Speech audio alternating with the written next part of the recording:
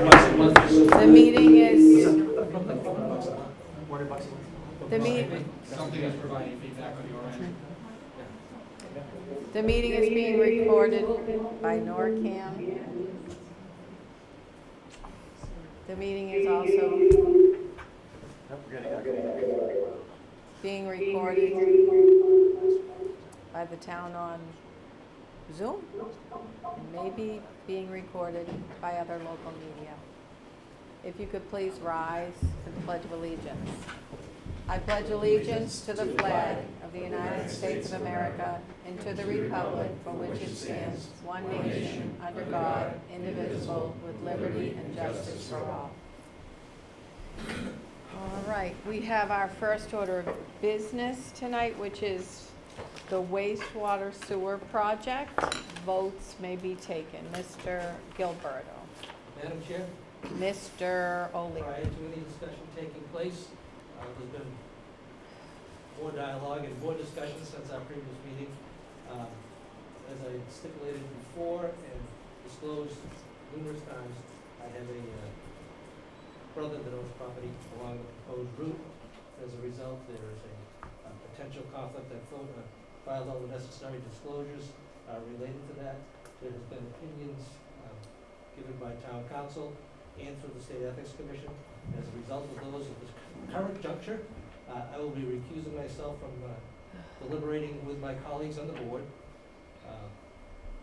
And I will not be participating as a board member in any of the discussion or deliberations. However, I reserve my right as a resident, and as a voter, and as a taxpayer to participate if I think it's necessary, but I will be doing so as a Steve O'Leary, 15 Green Road resident and voter. So I'll be recusing myself from the discussion.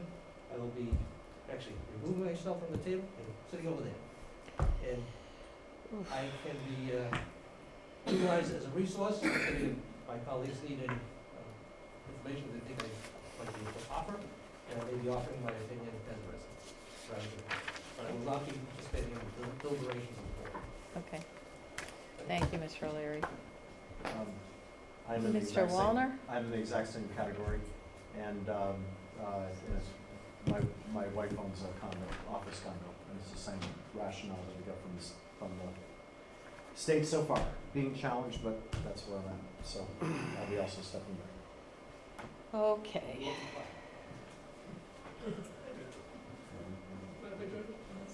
So our board of 5 is now down to 3. So go ahead, Mr. Gilberto.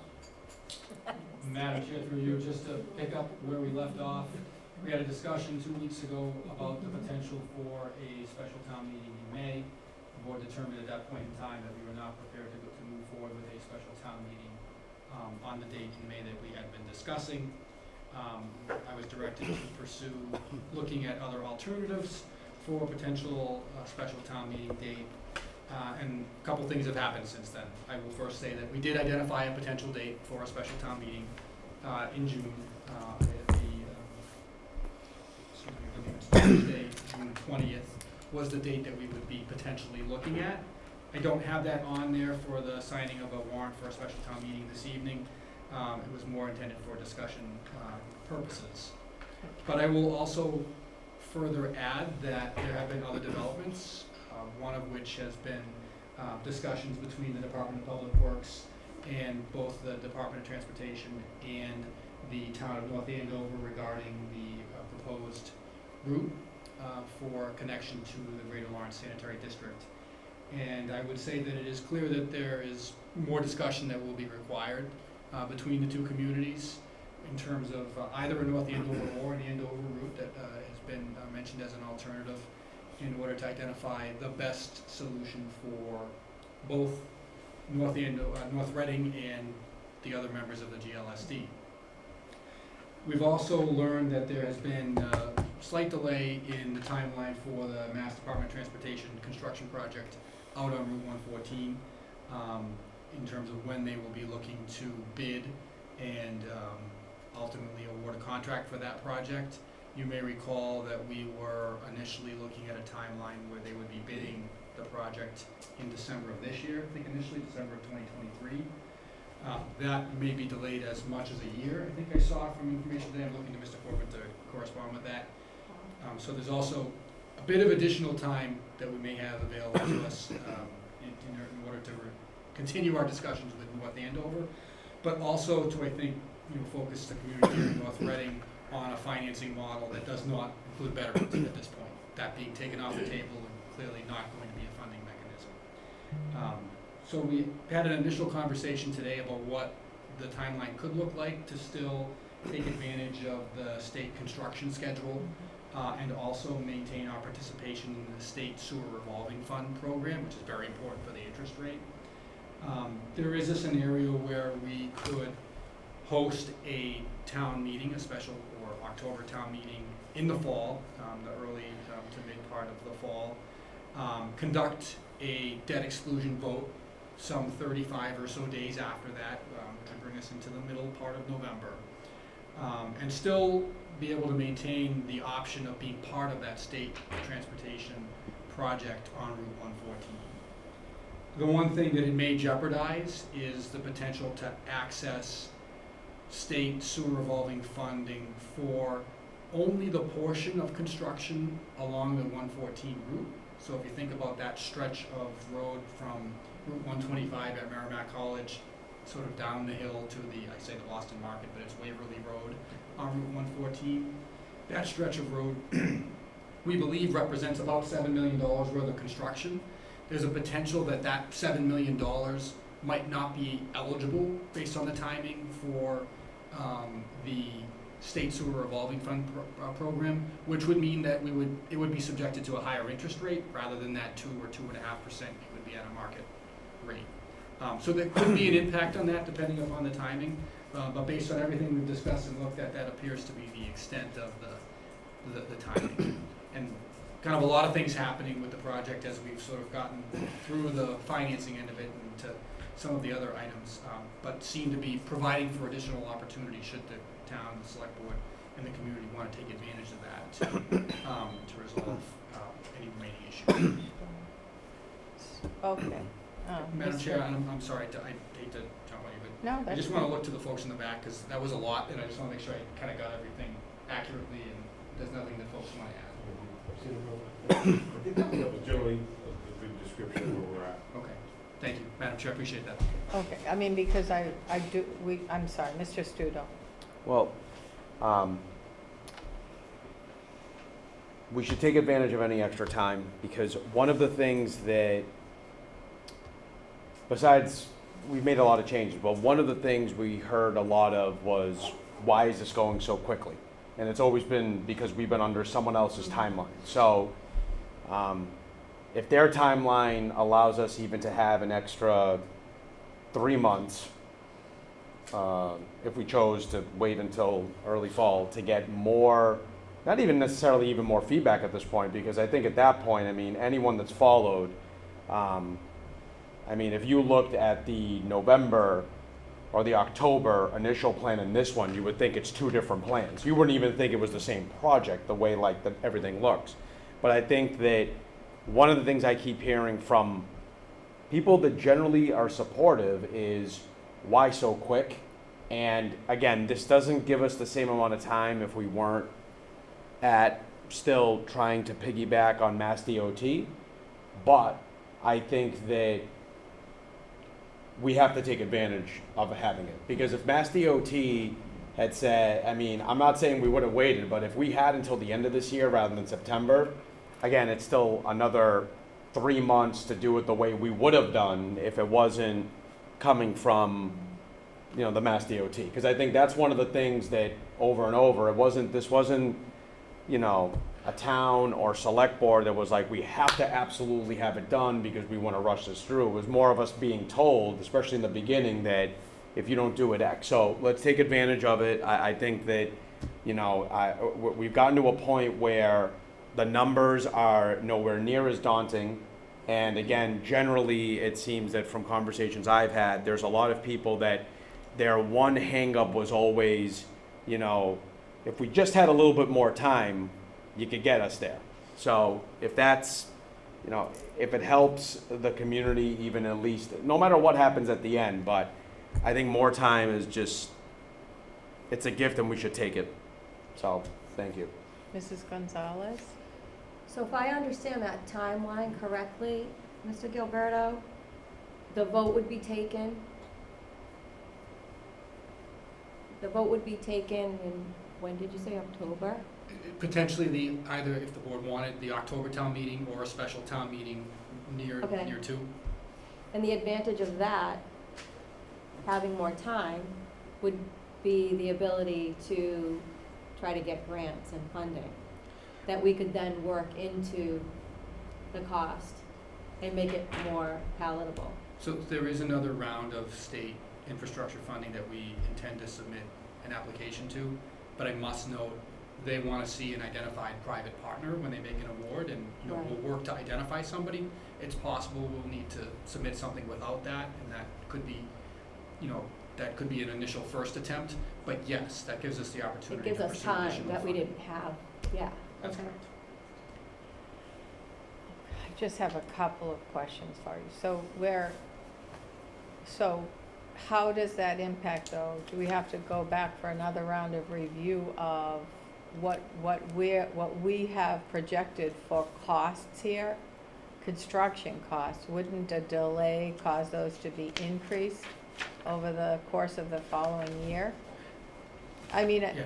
we're using the projected figures to be able to, you know, go out to the public with a plan. So that is a potential impact. You know, we have pretty healthy contingencies that we're carrying for the project, but I do think I should ask the professionals in the last row over there to maybe respond to that question, if that's okay. You mean the contingencies that we've been carrying, which you've mentioned before, Yes. is to buffer for construction increases depending on when it actually goes out to bid? It's intended to account for a number of things, including the wildly changing economic Okay. indicators that are out there. But Okay, I would have to ask either Mr. Parisi or Mr. Corbin to respond, just with what their thoughts might be on the projections. So Matt has done the projections on those costs, I'll let him speak. sure, If you thank could just come you. up to sit next to Lori Ann, something like that.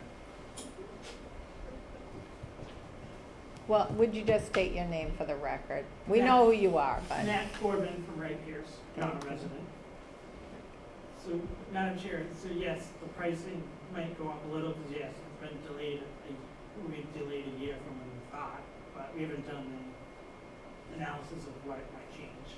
I don't think it would change much in terms of price, but yes, it will probably be a little more expensive. So as Mr. Gabello said, we still have healthy contingency built in, because we're only at 30% design. So that should cover what the potential increases in price from being a year later. okay, that's great, okay. And then if we're to be going on, because we accelerated this because of Mass DOT, and I think that really is a reason why we just kind of put all efforts into this, but but we're almost there in terms of the rollout, so that might not be different. If what would be available to us is just more time for maybe some question and answers or interaction with the public on the plans, the sewer plans, right? We're not looking to go turn around unless we're looking to a different connection avenue, So right? this would not be with the intention of finding a different connection. It would Okay. be the similar or substantially similar project.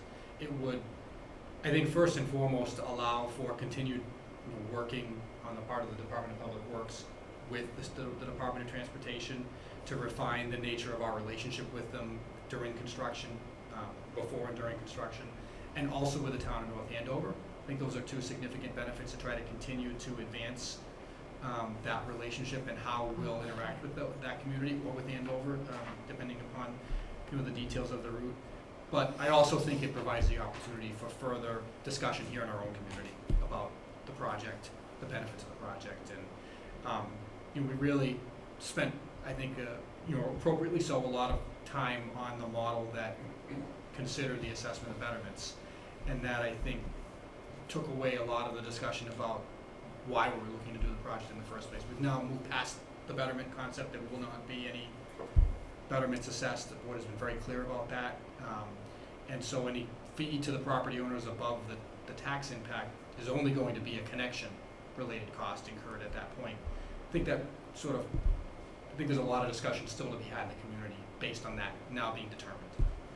No, I think what I meant is, I might have misunderstood what you said, though. We're not changing the route. We're not changing we're not changing where we plan to be connecting through to the Greater Lawrence Sewer District. We're not changing any of that. No, we continue our discussions with North Andover Okay. regarding the route. We have stated in previous discussions that we're talking about either a gravity-based connection through existing or upgraded sewers, or Okay. a force main. We've continued discussions also with the town of Andover along the way, all along through this as well. But no, there's no intention to change. Okay. Well, that's what I was saying. So the type of connection is really what's at issue. Correct. The system design, not the route, not the, where those mappings that we put out to the public, none of that's gonna be different. None of that has changed. Okay.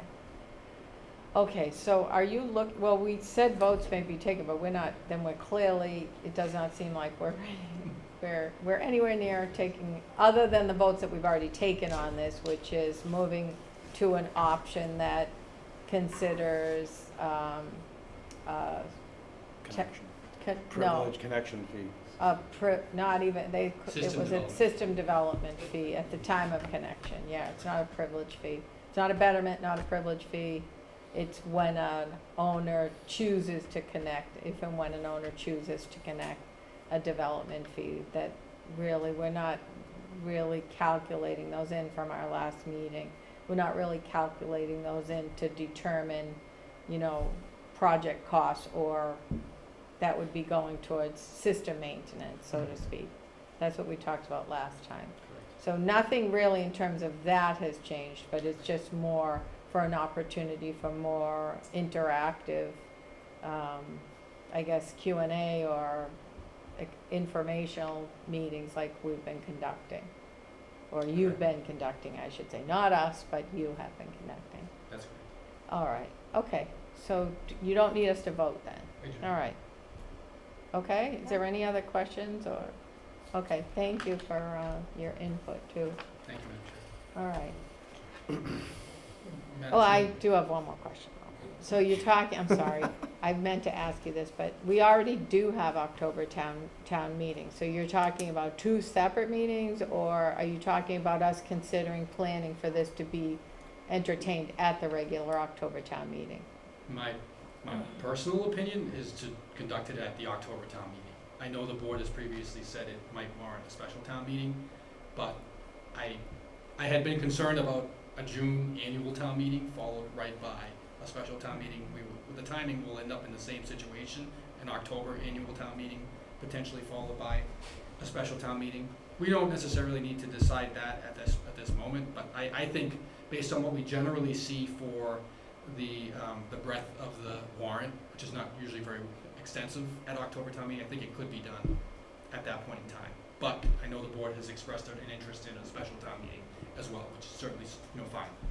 Okay. Well, some of the board have expressed an interest in another meeting, but some would like it just like you recommended. But this gives a good chance, though, between now and when we have to approve the warrant, which would be September, right? When are we going? September. September, yes. September, in order for it to be mailed to all the voters. Yeah. So this gives us a good opportunity over the next few months to just kind of do more of that interactive discussion, I think. Yes. All right, that's great. We're all set? Okay. Next order of business is to vote to sign the Martin Landings regulatory agreement. We can be Madam- 5 again. Sorry. As the members Oh, approach, yes. Madam Chair, very briefly, this is a regulatory agreement for the so-called affordable units that the board may recall Yeah. discussing almost 2 years ago, I think, at this point. Recall that Volte asked for the ability to construct an additional 50-plus units by adding an additional floor to three of their remaining buildings. Of those, I think it's 52 units, 8 of them were intended to be subsidized housing inventory eligible. In order for them to apply, the town does have to enter into a regulatory agreement with the Department of Housing and Community Development and stipulate that a deed rider be put on those properties so that when they're sold, they maintain that affordability. This is that step. We've taken votes similar to this on other units in the past. This is a larger number, 8 at one time, but it's a direct response to this board's request to the Board of Appeals that 8 units be designated affordable. Okay. All right, any questions? Do we have a motion? Yep, Madam Chair, I move to approve and authorize the chair to sign the Martin's Landing regulatory agreement. Second. Motion by Mr. Wallner, second by Mr. O'Leary. Any further discussion? Hearing none. All those in favor? Aye. Unanimous. Next order of business is our 8 o'clock, 8 PM meeting to no, I'm sorry, review, I forgot. I already had the next one checked off, I'm sorry.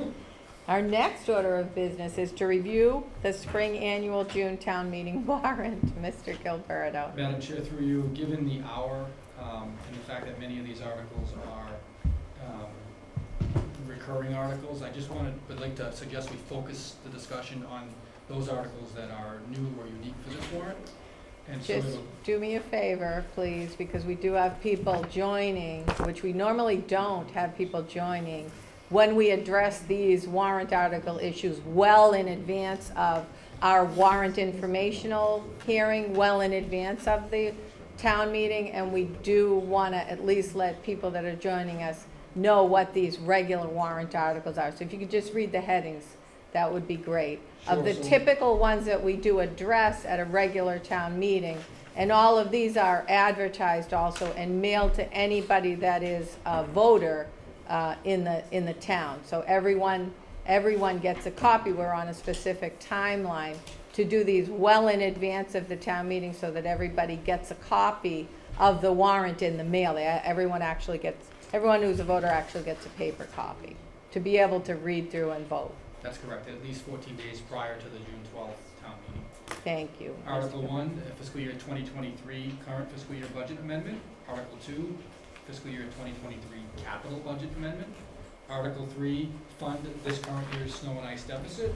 Article 4, appropriating funds to our capital improvement stabilization fund. Article 5, transferring funds to our other post-employment benefits liability trust fund during this current fiscal year. Article 6, appropriating funds to the stabilization fund from this current fiscal year. Article 7, transferring funds to the solid waste stabilization fund from this current fiscal year, generally from the budget. Article 8, transferring funds to the water stabilization fund for this current fiscal year. Article 9, appropriating funds to our participating funding arrangement fund this current fiscal year. Article 10, transferring funds to the school district reserve fund for unanticipated unbudgeted costs for special education, out-of-district tuition, or transportation in this current fiscal year. Article 11, appropriating funds for legal expenses associated with 20 Elm Street.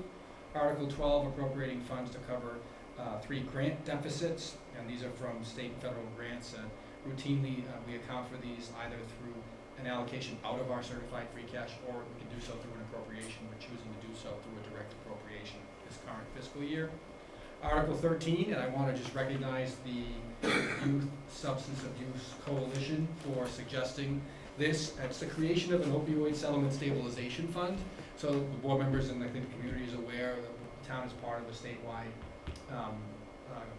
I'll say class action, but it's not, I don't think formally a class action lawsuit that's going on. But we will be receiving proceeds from settlements with pharmaceutical companies, some of which were negotiated by a consortium, others by states' attorney generals.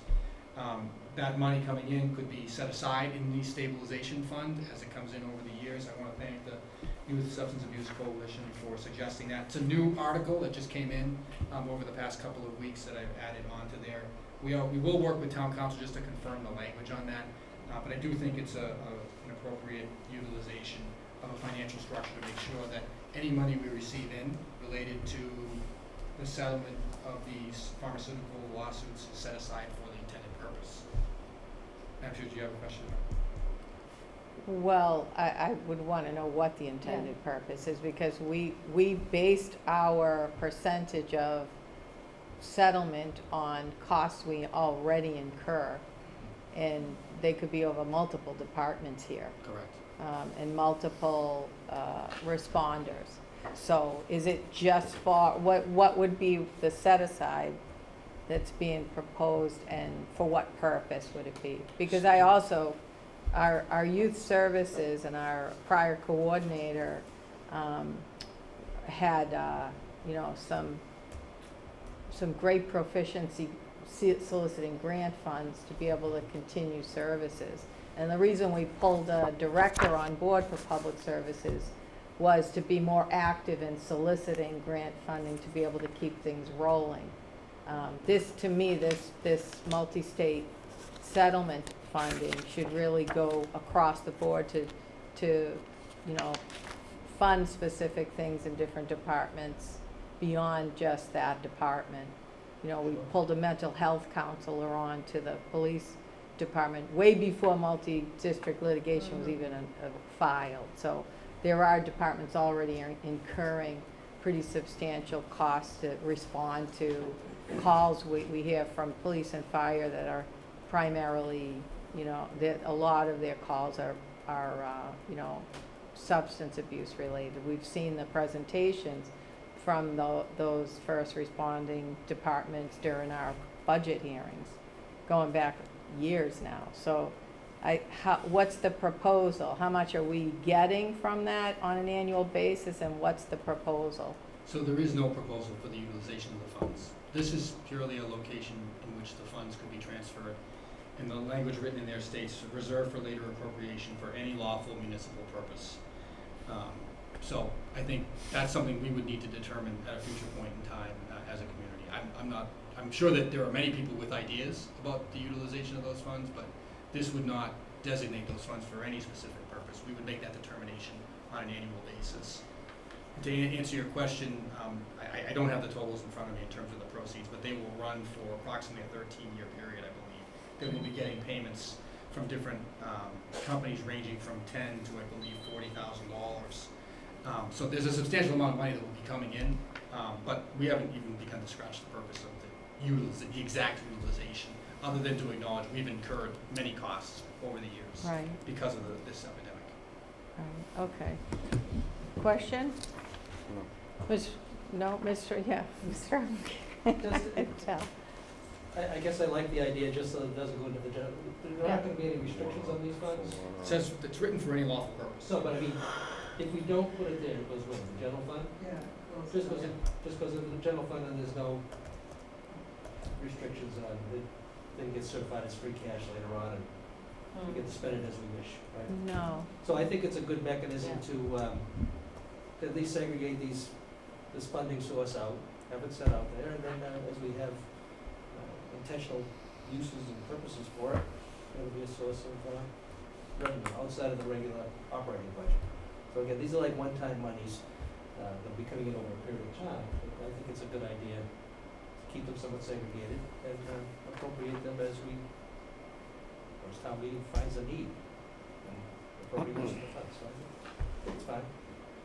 But rather than just going into the general fund and free cash, and it just gets yeah, spent. I think that the couple of times that I've been signed on to accepting these things, there's some, and if it's funneling through the state, there are already specified uses for that. So I think maybe that might be something we want to look at in terms of what the permissible use. It doesn't go just to general fund. It's really specific what these funds can be spent on. Well, that's what just asked. Oh, I checked today, when we saw the stabilization fund request, it would close to free cash. Yeah, well, I think you might need to check the, There may be a difference of what's going on in the accounting end and yes, terms and a conditions of pretty the- big Yeah. difference. Yeah, because the agreements that each community has to accept the settlement funds, if it comes through the Attorney General's office, and that's what I understood we had here, one tranche of it, yes. yes, it's specific. That agreement that I signed as the chair is very specific. So there's already specific uses for it, which I don't remember off the top of my head. And neither So, do I, Madam Chair. It doesn't go to general fund, and you can't just put it in and use it for ordinary expenses. That So- was my understanding of what I signed, but Mrs. Gonzalez. Yeah, I remember reading an article that was specific to those findings. And I don't remember them off the top of my head either, but even if there wasn't, I would want to specify Mm. what they get used for. Mhm. And narrow it down a little more, not just keep it so general. We can work on the language with town council and kind of cross-reference that with For sure. what was in the agreements as well. For sure. Yes.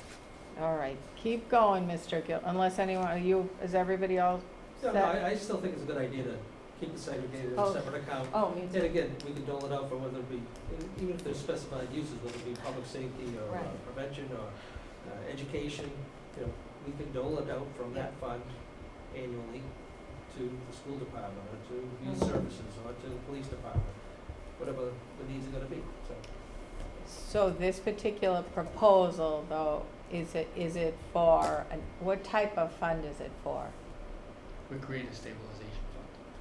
So it carries over, it Right. doesn't go back, it carries It over doesn't. year to year? Convert to free cash and it just sits there and take, work it out on an as-needed basis. I don't know how much we're getting, but probably be gone by the first year, but, So we received this language today, and more wanted to make the board aware this was brought okay. up. Well, You know, this is what we're talking about, Yep. so thank you. And we'll look to resolve it further with town council. Is that the end of the warrant articles? No, it's not, it's only Article 13. Article 14, prior year bills, of which we will have a handful, some able to be paid out of this current year's budget, others requiring appropriation from free cash. Article 15, the selection of town officers, we're now entering into the fiscal year 2024 portion of the warrant. Article 16, hear and act on the reports of officers and committees. Article 17, increase the senior tax rebate, that we've had some discussion of that. The board has previously generously increased that. We're seeing a dip in participation. We're looking to increase that further in order to further promote and encourage participation. I believe it was at $500. We increased it to $750. We're going to look to potentially increase it to $1,000 per participant. We have, we hope to have a robust program of more than 50 people participating. And we had that change that happened with regard to the being taxable and requiring the deduction of income taxes. So that's taken away some of it. So I think that we're all on the financial team, looking to see that increased. Article 18, the operating budget, which continues to work its way towards conclusion. Article 19, select article for some one-time fiscal year 2024 operating costs, largely associated training for fire recruits for the existing complement of firefighters. Article 20, funding our retirement obligations. Article 21, appropriating funding for the other post-employment benefits liability trust fund. We do that annually, raise and appropriate as part of our annual financing mechanism for the town's budget. Article 22, authorizing the treasurer to enter into compensation balancing agreements. That's a standard article that allows for the treasurer to enter into agreements with banks with regard to interest. Article 23, rescinding authorization to borrow, if any. Article 24, which you'll hear more about this evening, is the fiscal year 2024 capital expenditures. Article 25, fiscal year 2024 town building repairs. It's generally a free cash allocation for some small projects in town buildings. Article 26, authorizing state Chapter 90 highway construction funding to be spent by the Department of Public Works. Article 27, authorizing the Director of Public Works to accept easements for drainage, water mains, or related items. Article 28, which would be the first article I'd suggest we have besides Article 13, extensive discussion on, which is relative to granting an easement at 0 Elma Road. So those who are not familiar with the location, it is located directly behind Subaru on Main Street. So if you picture kind of going down the steep hill where Subaru is, there is a street there.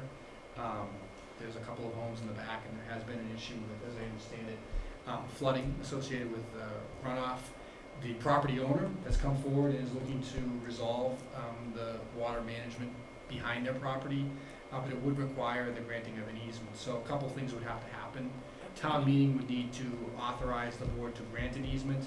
We would then follow the appropriate procurement law and the granting of the easement, although we don't necessarily believe that it's going to be of substantial value given what's back there. But it allows property who I believe by all accounts is looking to be a good neighbor and address what they know is a runoff issue by funneling it into a pipe that would go to the appropriate area for drainage. We're in the process of interacting with the residents. There's only two homeowners that are impacted. And I believe at this point we've spoken with at least one of them. They have some concerns that the Department of Public Works would see is incorporated into the plan. This came up in October, right after the warrant was signed for the October town meeting.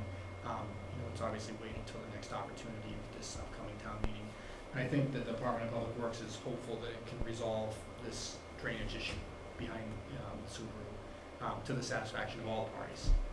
So I do want to recognize Subaru for stepping forward and proposing this. Just one of the Mr. O'Leary.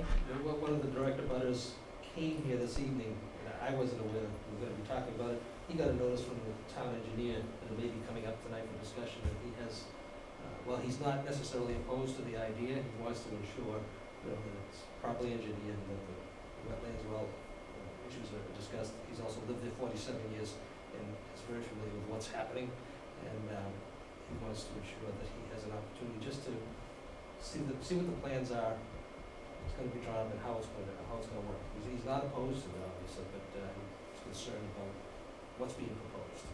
So I assured him, and he met Mr. Parisi this evening, so just to ensure that not just our public hearing, but if they can have those residents down there, it's Elmer Road and Wilmer Road, which isn't even on the map, are impacted. So if we could just do some outreach for those people so they have the opportunity to look at the plans, and I don't know what type of plans have been drawn up by Subaru, if any, for the seeds and easement, but that would go a long way in just having the neighborhood embrace corrective action. Because he has some very strong opinions as to why it's failing at this particular point anyway, but willing to share that, and he's looking to support it. So if we could just ensure that they have access to the information well before town meeting, that'd be great. Okay. I don't know if there's a plan. Is there a plan? There is a plan that we can put up on the screen if the No, board would but like to see I it. don't need to say it now, but And is there, what's the reason for the need for the easement? Why can't the lot just do its own mitigation measures contained onto the lot? So I have asked the Director of Public Works to join us this evening, so I'm going to defer to him to answer the question if that's okay. Sure. Mr. Parisi? Good evening. Good evening, Mr. Parisi. So I did spend some time with the engineers for North Reading Subaru and discuss what their plans were. There is a plan here. I don't know if you want me to take the time to sort of put it up on the screen on sort of a little bit of a PowerPoint, but I'm prepared to do so. You want to see it? Sure, well, that's why If you're it's- prepared. we then- might as well. I We're was here and told you're to do here. so. Okay, You were asked. so let's not waste it then. It's a brand new thing and we might as well see why there's a need for an easement and where the easement would be proposed to be located. If we can.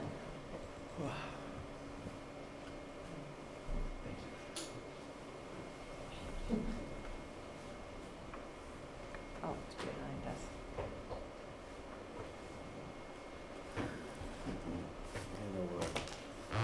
Over here, take it. Well, this one's easy for me to see. Can you put that light on? Yeah, thank you. It was really dark.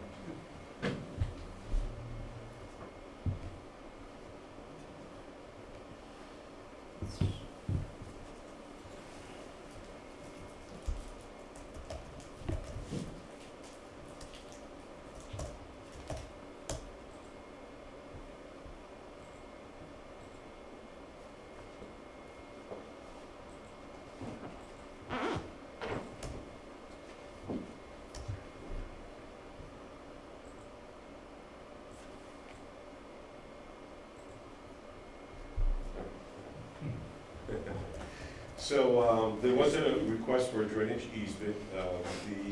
The owner of the property has engaged with Machianda Engineering to sort of design a plan to resolve some drainage problems that exist at the lot currently. And so this is just a letter that sort of explains the problem and the request being made. So here's the plan. And what you see, basically, here's Main Street and the building out front, but the parking area back here, all flowing to a point at the far back of the lot. There are some issues in its current conditions right now. This point represents maybe a low point where there's some dry well that is actually piped into a town property that I think if I were to square this off here, that would represent a town parcel that has sort of another wet area here for the discharge of this water collected at these pits. This water has been causing some problems. It sort of flows into, this property here. The neighbor that was here earlier, and I had that discussion with him. What, is the problem is, again, collecting here into the wetlands and then that spilling over into the area towards this property. The solution they're proposing is to sort of regrade and pitch all of the parking lot runoff, stormwater runoff, into a swale that would be constructed, would be engineered to sort of capture the water, slow down, the flow of the water with little dams, if you will, within the structure here, capture sediments, and then flow into the brook that does convey water from across Main Street, underneath Main Street, and flows ultimately into Martin's Pond. And so this area here represents, this is a parcel for the most part that is under town ownership, and this area here is an easement area that they're requesting to be able to continue and construct the swale into the brook. So I'll stop there, see if there's any questions. One thing I do want to note is they would be responsible for all of the operations and maintenance that goes along with this, being Subaru or their contractors. But what would be developed, or they have developed already, is an operations and maintenance plan that they show, Subaru dealership being responsible for all of that maintenance. So there's definitely a lot of detail more behind this operation and maintenance plan that I have, but just want to let you be aware that there is a O&M plan that they would be responsible for continuing maintenance. I just sort of plot back to the plan, and that's it. Okay, any questions? Oh, Mrs. Hurlbut's got a question. If this is flowing into the brook, is there any possibility of contamination from the parking lots, et cetera, where I assume this water is running over, or will that sort of be taken care of by the swell? So as a lot of storm water flows into the brook from the street, this parking lot as it exists now, I don't see that there'd be any worse conditions. I would hope that this containment swale with the dams would improve the situation for that. And an operations and maintenance plan that sort of takes care of the swale, takes out sediments that have built over the past number of years since it was last, or months since it was last inspected, I would think would be a good thing. And the lot to the lot where you need the easement for the end portion of the swell, is that a town-owned piece of property? Are you talking about this right here? Yes. It is. And is there any deterioration in value of that property if the easement is granted? No, it's a sliver lot. It basically is a stream that flows through it. So it's It's doing its intended purpose to convey water to the wetlands behind in the Marks Pond area. Thank you.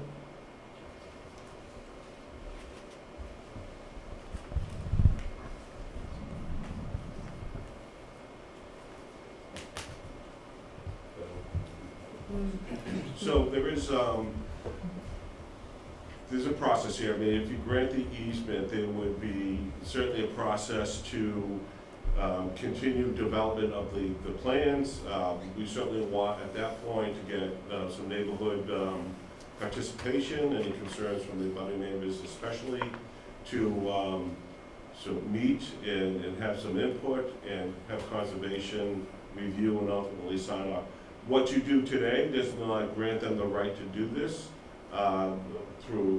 give them the permits to do that, I should say, but they would have the ability to construct once they have all the other permits and approvals in place. Well, we're just looking at the warrant article today. We're not doing anything about it. It's a warrant, correct. I mean, an easement, I guess at town meeting, I should say, approved at town meeting, would not do that. And I don't think there's any more questions of my colleagues. No, I just have one. Why aren't they able to construct an irrigation system for this or some type of drainage system within their own lot for this? You could naturally just, irrigate down into their own. Why can't they just keep it a contained system on their own lot? Well, currently the water does dissipate onto, it keeps traveling to the low spots and then ultimately still to Martin's Pond. You're not going to be able to sort of change its flow to that direction. You could change how it gets there, and that's what they're doing here. There's a more direct route that should convey water quicker without sort of spilling over onto a neighboring residential property behind the lot. But I think this is an appropriate design for, sort of getting the water to sort of flow into the brook where it can be more contained.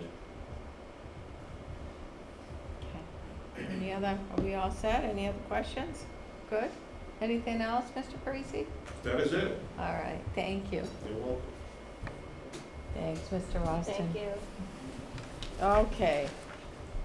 That was, You're able to stop your screen. so we'll hear more about that as we move along. That was a good introduction to that warrant article.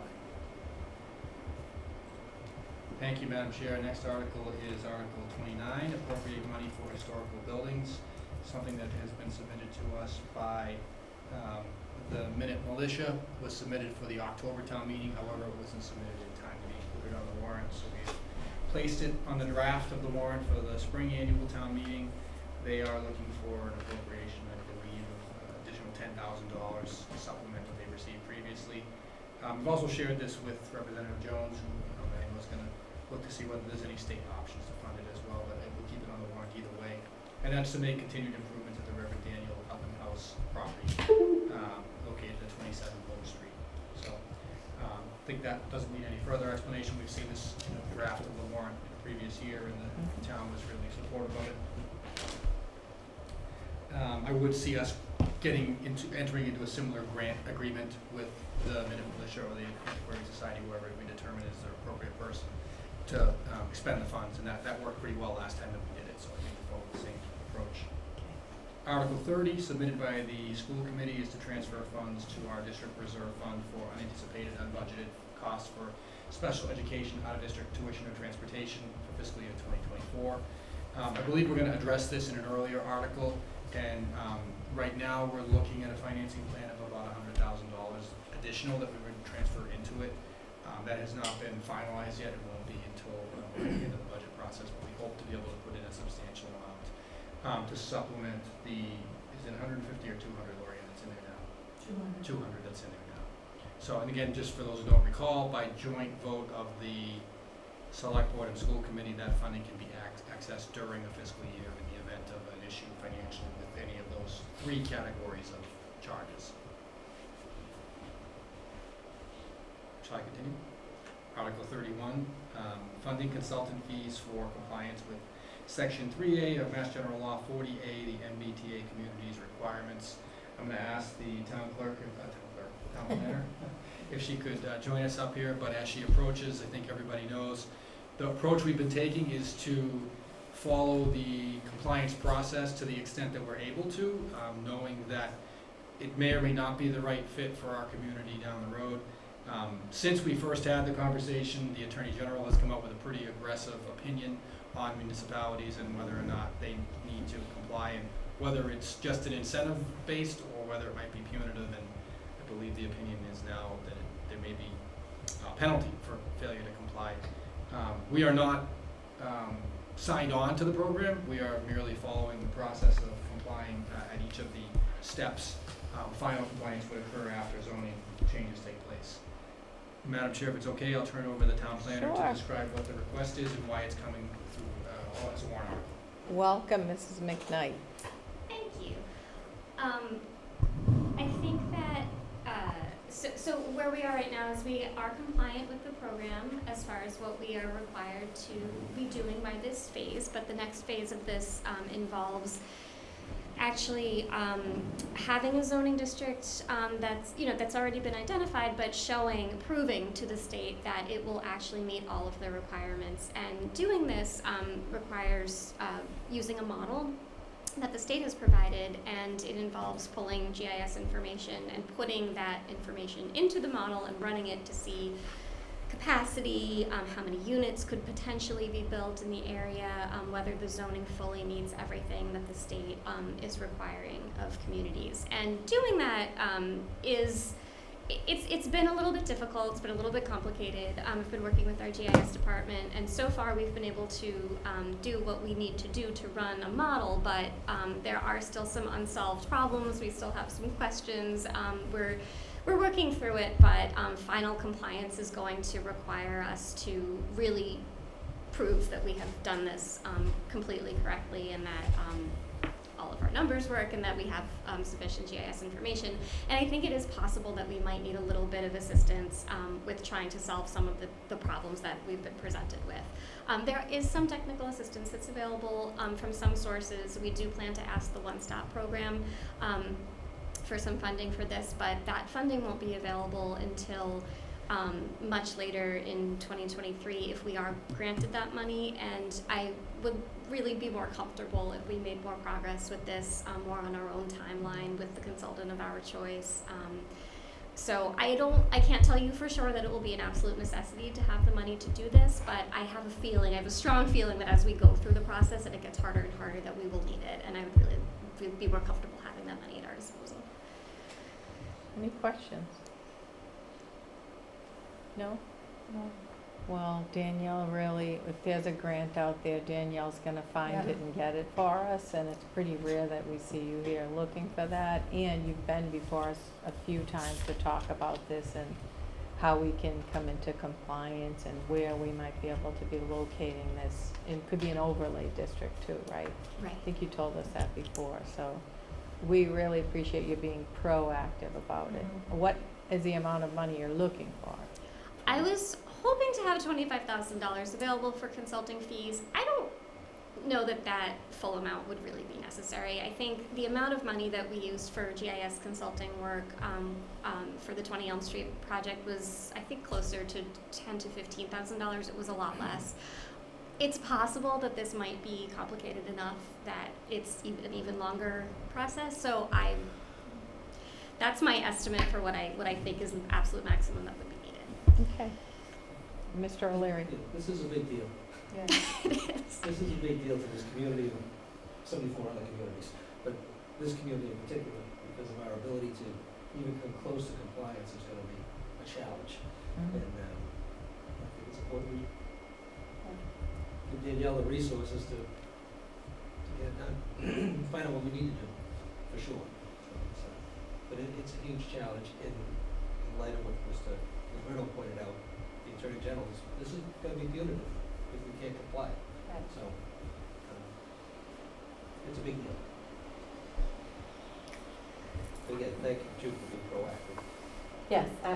I wanted to echo the chair that, yes, thank you for being proactive and on top of this and, you know, so there's no surprises and where we need to be. Okay, thank you. Madam Chair, through you, Article 32, fiscal year 2024, funding the American with Disabilities Act Self-Evaluation and Transition Plan, Phase 2, again submitted by the Planning Commission, and here to speak on behalf of the Planning Commission is the town planner. Welcome, Mrs. McMahon. Thank you very much. Glad you didn't go far. I didn't. So 2 years ago, we were given a grant to do an ADA self-evaluation and transition plan, which is something that the Americans with Disabilities Act requires of all communities. We have not yet come into compliance with this. It's something that we had talked about for many years but never actually did. 2 years ago, we got a grant from the Mass Office on Disability, but the grant only funded a portion of it. And we went into the project expecting that the full, that all of the activities required would be funded, but when we went out to RFP, we had a pretty unanimous consensus from everyone who responded that what we had available for grant funding was not going to be sufficient. So we went ahead and we used the funds that we had to do some of the most important elements of the plan, but our consultant at the time said, you know, we'll give you a list to advise you of what we haven't done and what you will need to do in the future to really complete this process. We applied again this year to the Mass Office on Disability for the same grant, hoping to be funded a second year in a row, but unfortunately we did not receive that funding. So it's an important enough project that I really would like to go ahead and just take care of this. I am starting to get concerned. Not only is it something that we are required to do, but it is now something that the state is asking for certain grant programs. It's asking us either to have done it already or to sign an MOU to have it done within a certain number of years. So they really are going to be looking for us to do this. If we don't do it this year, we really should do it soon. And I don't want too much time to go by between doing the first part of it and completing what we need to complete. So the amount that I was given as an estimate was just under $150,000. I did ask for $150,000 just to have a little bit of contingency, because I always know that when you get quotes from consultants and then a few months go by and it's a new fiscal year, often it becomes a little bit more expensive. So I was making a pretty conservative estimate to be sure we really finish everything. So my recommendation is that we just take care of this. I know it's a lot of money, but it's important. Okay, thank you. Any questions? Mr. Wallner? Yeah, just, it is a lot of money, but it's an important thing. What is the, you know, you go through this, you do all the planning and everything, what's the output for the, what's the benefit to the town? Or what, how does that look at the end of the day? We end up with a list, basically a long report detailing all of the ways in which town facilities, infrastructure, and programs need to change and improve in order to be fully compliant with the Americans with Disabilities Act. So we already have the first portion of it, which is town facilities minus the schools and the Hillview. And that's posted on the planning department website. And if you look at that report, you'll see it's a long list of every town facility, you know, every light switch that is not the correct height standard, every entrance that doesn't have a proper wheelchair ramp. It's a long list of things that the town should do. Identifying those things doesn't create new liability. We're required to do these things anyway, whether we know about them or not. But one thing we are required to do is at least identify them. And part of the plan is the identification of it, but the other part of it is the transition. It's the list of things that would actually need to be done, the actions we would need to take. And so what the town can do with that is to use it in our capital requests and other financial planning in order to have a better understanding of what we really do need to do to be compliant. And then the second question, any reason why we didn't get the grant? Did they give you a rationale why we didn't get the grant the second round? No, probably just too many applicants. It was 2 years in a row. I mean, there are communities that do get multiple years of funding for big projects. We just weren't chosen. I would imagine it was just oversubscribed. Okay. There was no reason as in, we didn't do a good job the first time. It was just, Yeah. Sorry, we don't have the funds for you. So as you probably know, Ms. Hartman and I are working with the Commission on Disability. We have very engaged people, so before we do our survey and everything, we should coordinate our activities with you so we're not duplicating, assuming this is going to happen. But you know, they're very active participants, and I'm sure we can get volunteers to do things to help make the plan go forward, so. Definitely, and actually that's something that Lillian and I talked about, making sure we coordinate if both of these projects that we would like to do go forward. The real difference is the ADA evaluation and transition plan is more an evaluation of town facilities, infrastructure, and programs. It doesn't actually necessarily ask specific people, what are your needs? It Yeah. doesn't evaluate any future programs, it really just evaluates what we're offering and how they may be deficient. So, but we would definitely coordinate in terms of any, surveys or public input. We would want to make sure people knew if they were happening at the same time. For the town edification, I think it's already, by our stats, that it's already like 22% of the people in our town have some sort of a disability. And disability is just, you're not able to function in a normal way that other people are. And so we have a really, really high, disability rate that is unknown. It's actually kind of secret. I was kind of surprised with the rate myself, so it's a big deal to actually work on this and make this happen. Anyways, thank you very much. Mrs. Gonzalez, are you all set? I am, he asked Yes, if I wanted. Yes, okay. Any other questions? All set? Thank you. Madam Chair, through you, Article 33, appropriating funds for disability needs assessment and transportation pilot. So certainly a related article to, as we just discussed, being proposed by the Commission on Disability and Transportation Committee. Through you, Madam Chair, the Director of Public Services is here. We could ask her to come up Sure. and give a description of the article. Sure.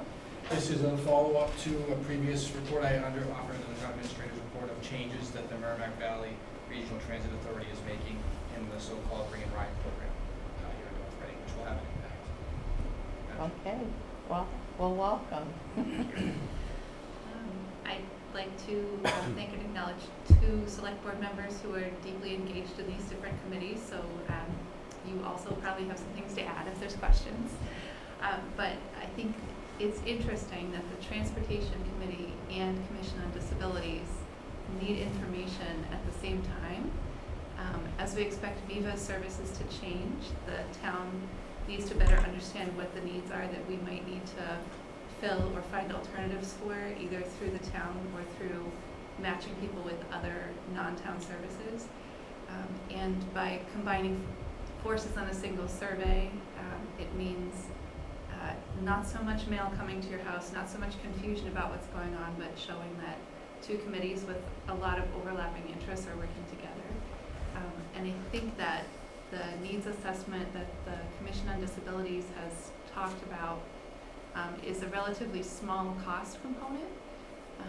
That commission considered the possibility of using a consultant to gather information and has instead opted for a more informal and self-driven type of survey, collecting input directly toward the commission.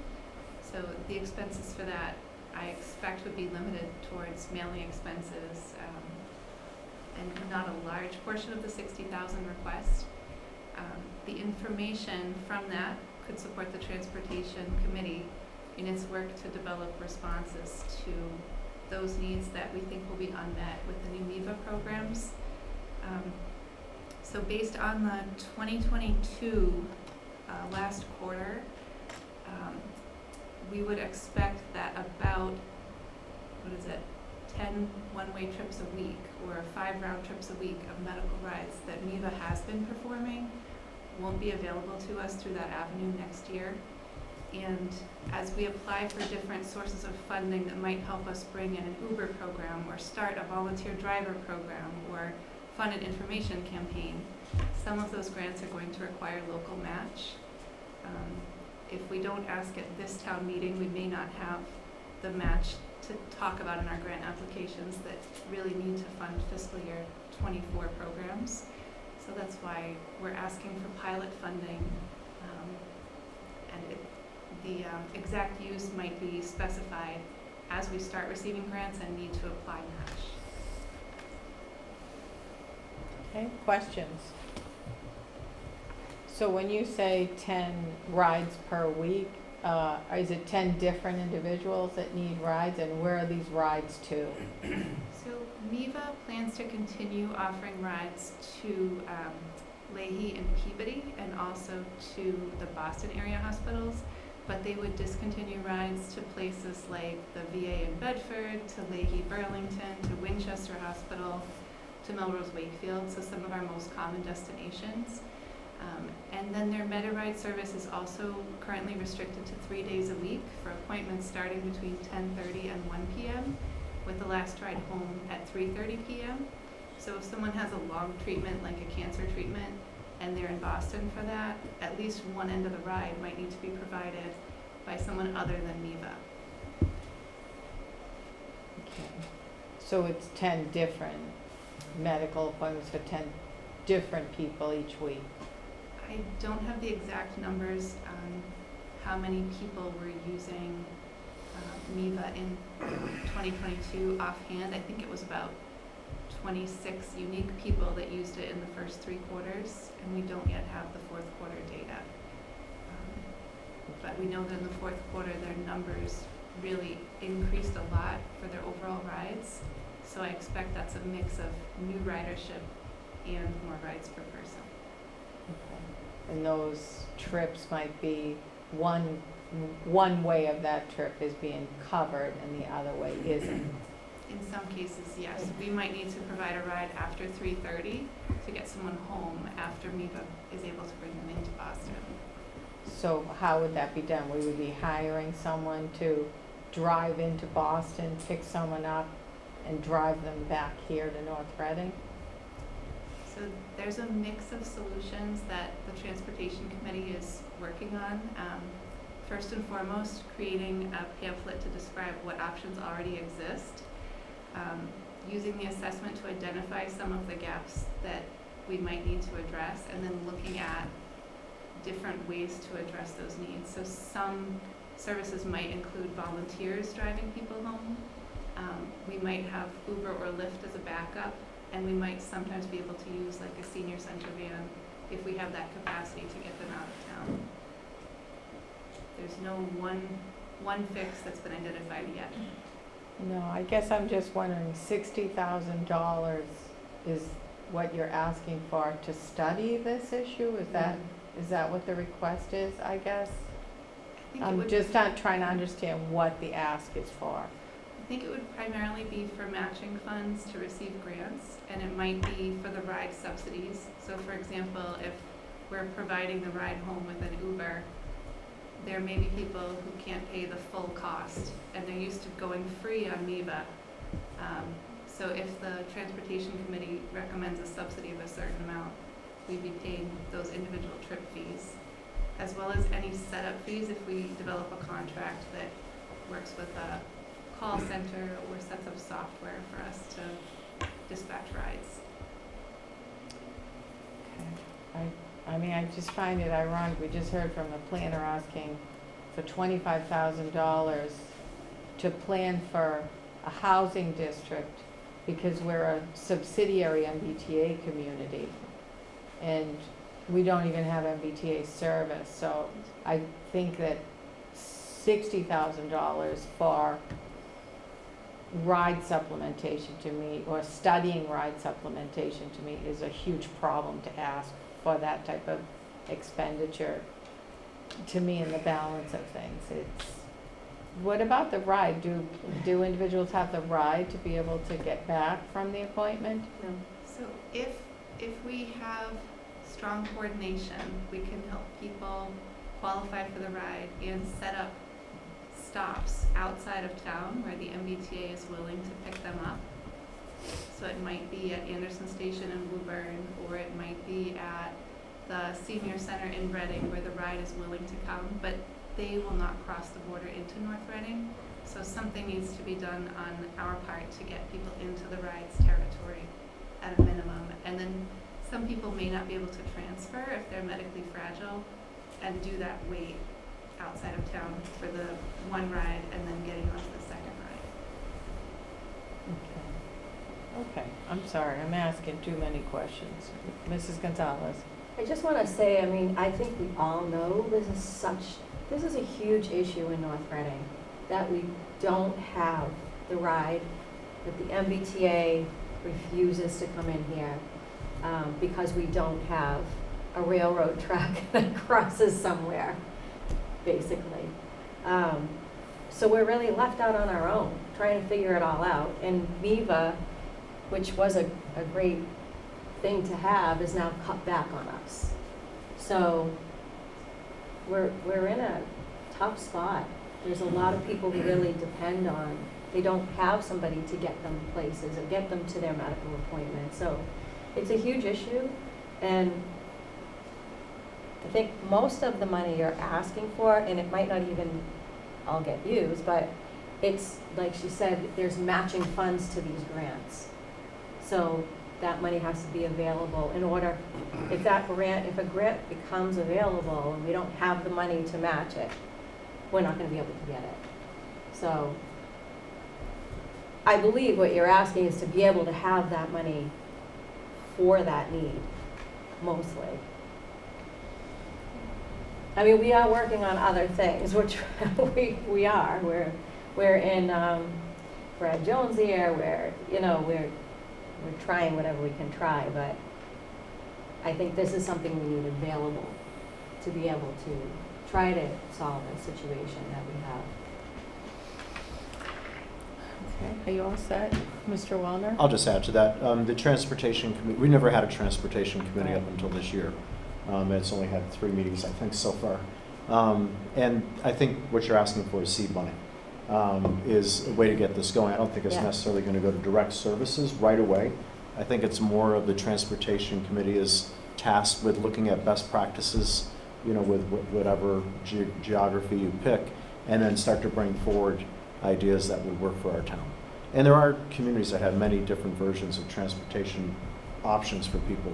But I've always learned from, especially the seniors, that the 2 biggest things they complain about is property taxes and no transportation. Right. That has been a consistent theme for 10, 12 years. So it's seed money is what you're asking for, the way I see it, to get it going. And then from there, we'll find out more. It doesn't mean that the town will, people might have to pay for services, but we have to give it something that's reasonable, ways to do it as well. So I think it's $60,000 is a lot. I don't necessarily think you're gonna spend it this year, because I think just doing the best practices is gonna take a serious amount of time to vet that out. But in the meanwhile, you're trying to, limp along to not drop services.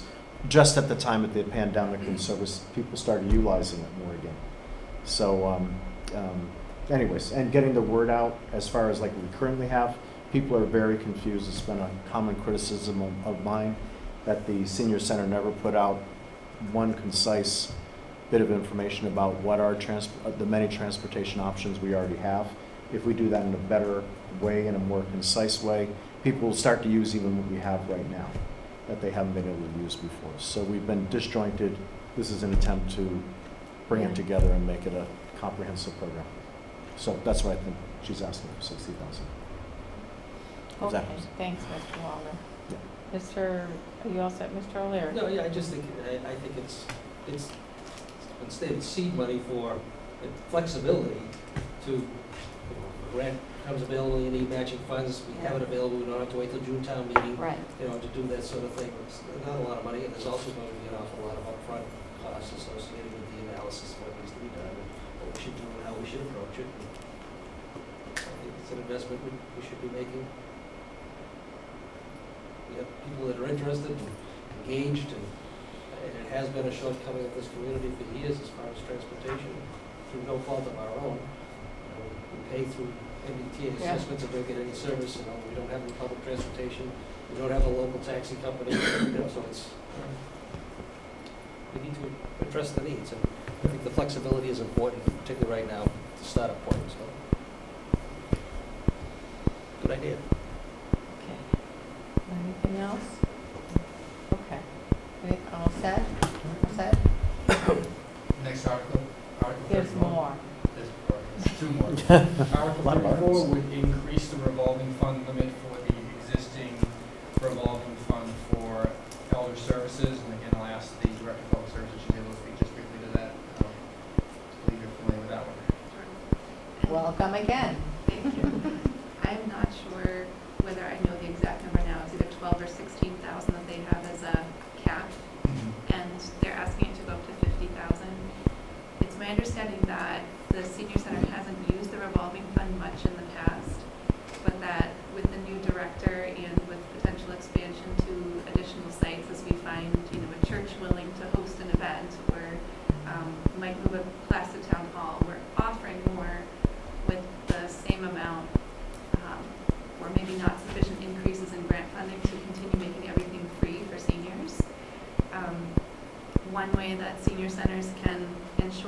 have a variety of programming is to make some of it have a cost. So they have piloted a yoga program in the past several months that does have a $5 cost per class, and that covers the instructor fee, which enables them to do it effectively free to the town, other than the use of space. With increasing use of the revolving fund, we think that it's either 12 or 16 may not be enough for a full fiscal year. So bringing it up to 50 now, we hope that that would allow the revolving fund to be large enough to cover several years down the road the amount of programming that they might be offering, and some of it with fees.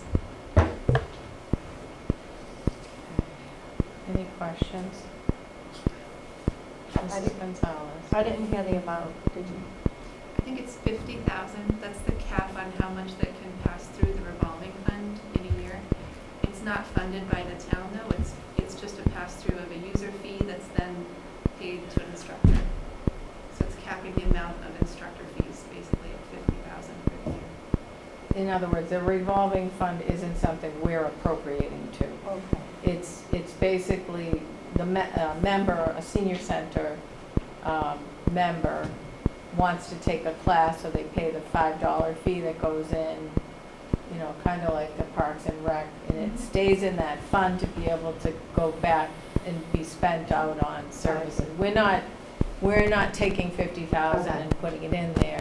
It's to be able to say, okay, the fund is capped, and any fees that they collect above whatever it is right now, which is 16, they have to go back to general fund instead of putting into the revolving. But if the vote is to increase that cap to 50, which is the max, they'd be able to collect and utilize those Okay, thank you. fees.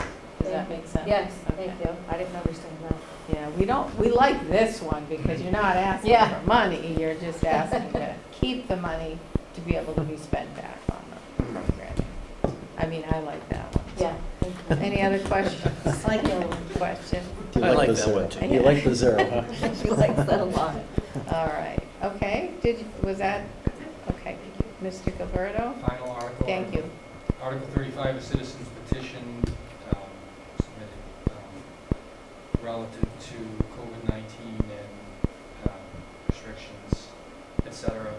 I think I've mentioned before, it's not clear that the article is under the purview or authority of town meeting, and some of the things that are identified in the article were never implemented at the local level here in North Reading, but instead may have been implemented in other cities or towns or at the state level.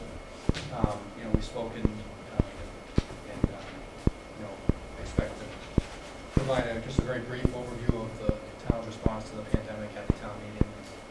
But I'm going to limit my comments at that point. Again, this is a citizen's petition submitted with the requisite 10 signatures requiring that it be put on the annual town meeting warrant. Okay, any questions? Does town council have anything to say about this? Yeah, they reviewed it, and the sentiment is that it's not clear that this is under the, it's not clear exactly what's being requested of town meeting first, but beyond that, the type of restriction that seems to be applied or type of direction does not appear to be under the purview of town meeting. It lies in other statutory authority. So are we gonna get a definitive word on that before the I meeting? think that is probably the definitive word. So this is a placeholder at this point? It's not a placeholder, No, it's language that's it's been in. submitted by a petitioner. So Doesn't we're mean required to it- put it on the warrant. It's non-binding. Yeah, so if it's voted in, It It's unlikely to have any impact. Oh, okay, Or okay. it would be Okay, advisory, to whom? whoever is listening. Madam Chair, through you. Okay, and that's concisely it for that one. Does anybody have any other questions? I'm just curious, sorry. No, So, I this mean, is what we're here for. so- what I'm reading here is basically that, so it's saying like, no masking, right? No requirement of proof of vaccination. So if the state said that should happen and we have this voted in, I believe the state would prevail. for a public health measure, at least. So one way or the other, it doesn't matter. Okay. council Well, is, I mean, and you cannot, citizens petition, that's the way, this is how we work legislatively here. And a citizen's allowed to get enough signatures, if they get enough people, if they got 10 people to say, yes, this should be a warrant article, this is how our town works. And so this individual got the 10 signatures to be able to put this forward, and perhaps enough of the residents will be in attendance to be able to vote in agreement with it. And then it's basically signaling that, not. you know, if this were to happen again and we had to consider Board of Health or public safety measures, that, you know, this is our stance on it. Yeah, You can't do this, you can't do that, and you can't do this. So, great. Thank you. basically like that. But, Mr. But I guess is town council gonna stand up at, or is somebody gonna stand up at town meeting to say, Is this binding? yea or nay, this doesn't bind, you know, I mean, is somebody gonna actually inform people about that so they know that this is? No, I mean, I don't think does town council work on behalf of the citizens on a citizen petition to help them legally with it? No, I meant actually to represent the town. town council has advised the moderator at my request as to what the limitations are, but I have not made council available to the petitioner, no. But why would so that's all that needs to be done. I don't think the town. I was just asking for someone to say, like we're Right. discovering now, is that we can have it down here, we can vote it in, but it doesn't mean Right. anything. Right. So it's just somebody says that, you know, we should know that. Whoever says it. That's all. Thank you. We shall see. All right, so our 35 articles. Any other questions? I just have one on your Article 16 to hear and answer the town reports, the town officials, the town department reports. Usually that's one of the first few articles. And we can hear, you know, even sometimes some presentation comes up by a town officer or a committee member about something that we're anticipating in the future, further articles. I believe it generally follows the articles related to the current fiscal year. We've Okay. added to that list in the current fiscal year, so that might be why it's appearing later than you might be used to seeing it, but I will Right. double check the order from previous warrants to make sure nothing more substantive has happened in the ordering by accident. Yeah, generally that's up front. That's what I thought, yes, yeah. I will double check that. Okay. Well, I mean, it doesn't really matter if we hear them in the middle or at the beginning, but sometimes when we've heard these at the beginning, that's important to some other things that we're voting on, the town voting on, so. Correct. I will double check that, Madam Chair. Okay, so that concludes that discussion, and just for people in attendance, hopefully we will get the kind of turnout that we got at the last special town meeting, because these are the regular budgetary items that we consider the town votes on during our June meeting typically. So we've been continuing our practice of having an informal hearing on these things, I guess, where we do questions and answers at a board meeting proceeding. And that's, I think, worked great for us because we've got a lot of great substantive questions on during some of those informal meeting before the meetings that we have. So if members in attendance are interested, we'll be posting that meeting before the meeting, I guess, to be able to have a lot of question and answer on whatever warrant articles there's questions on. And is there anything else, Mr. Gilberto? Not on the warrant, Madam All Chair. right, that's great. So we can start our 8 o'clock meeting with Capital Improvement Planning Committee. Thank you. Thank you. It's 8 p.m. Yeah. Welcome, Thank Mrs. you. Hurlbut and Mr. Kelleher. I will try to keep this as brief as I can, but I will answer any questions you have. Probably 5 members of the committee are here in attendance as well, so that if there aren't questions, we'll take them on. The capital improvements planning committee met this morning and approved what you're looking at now. What was put in your package over the weekend was in draft form because we had not met, but we have subsequently met and by a 7-0 vote approved the package you're going to be looking at.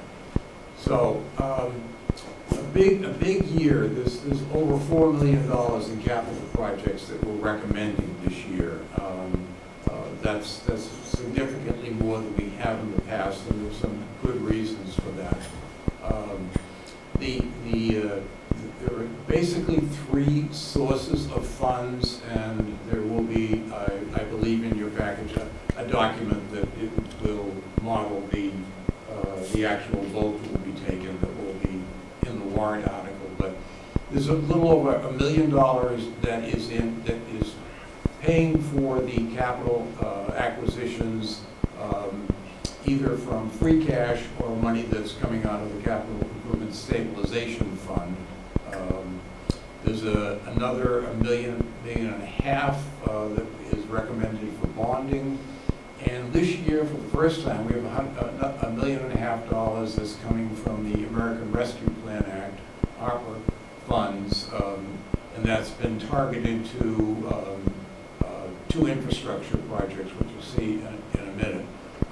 We followed all the same practices we have in the past of meeting with people, voting, and coming to a consensus of what the average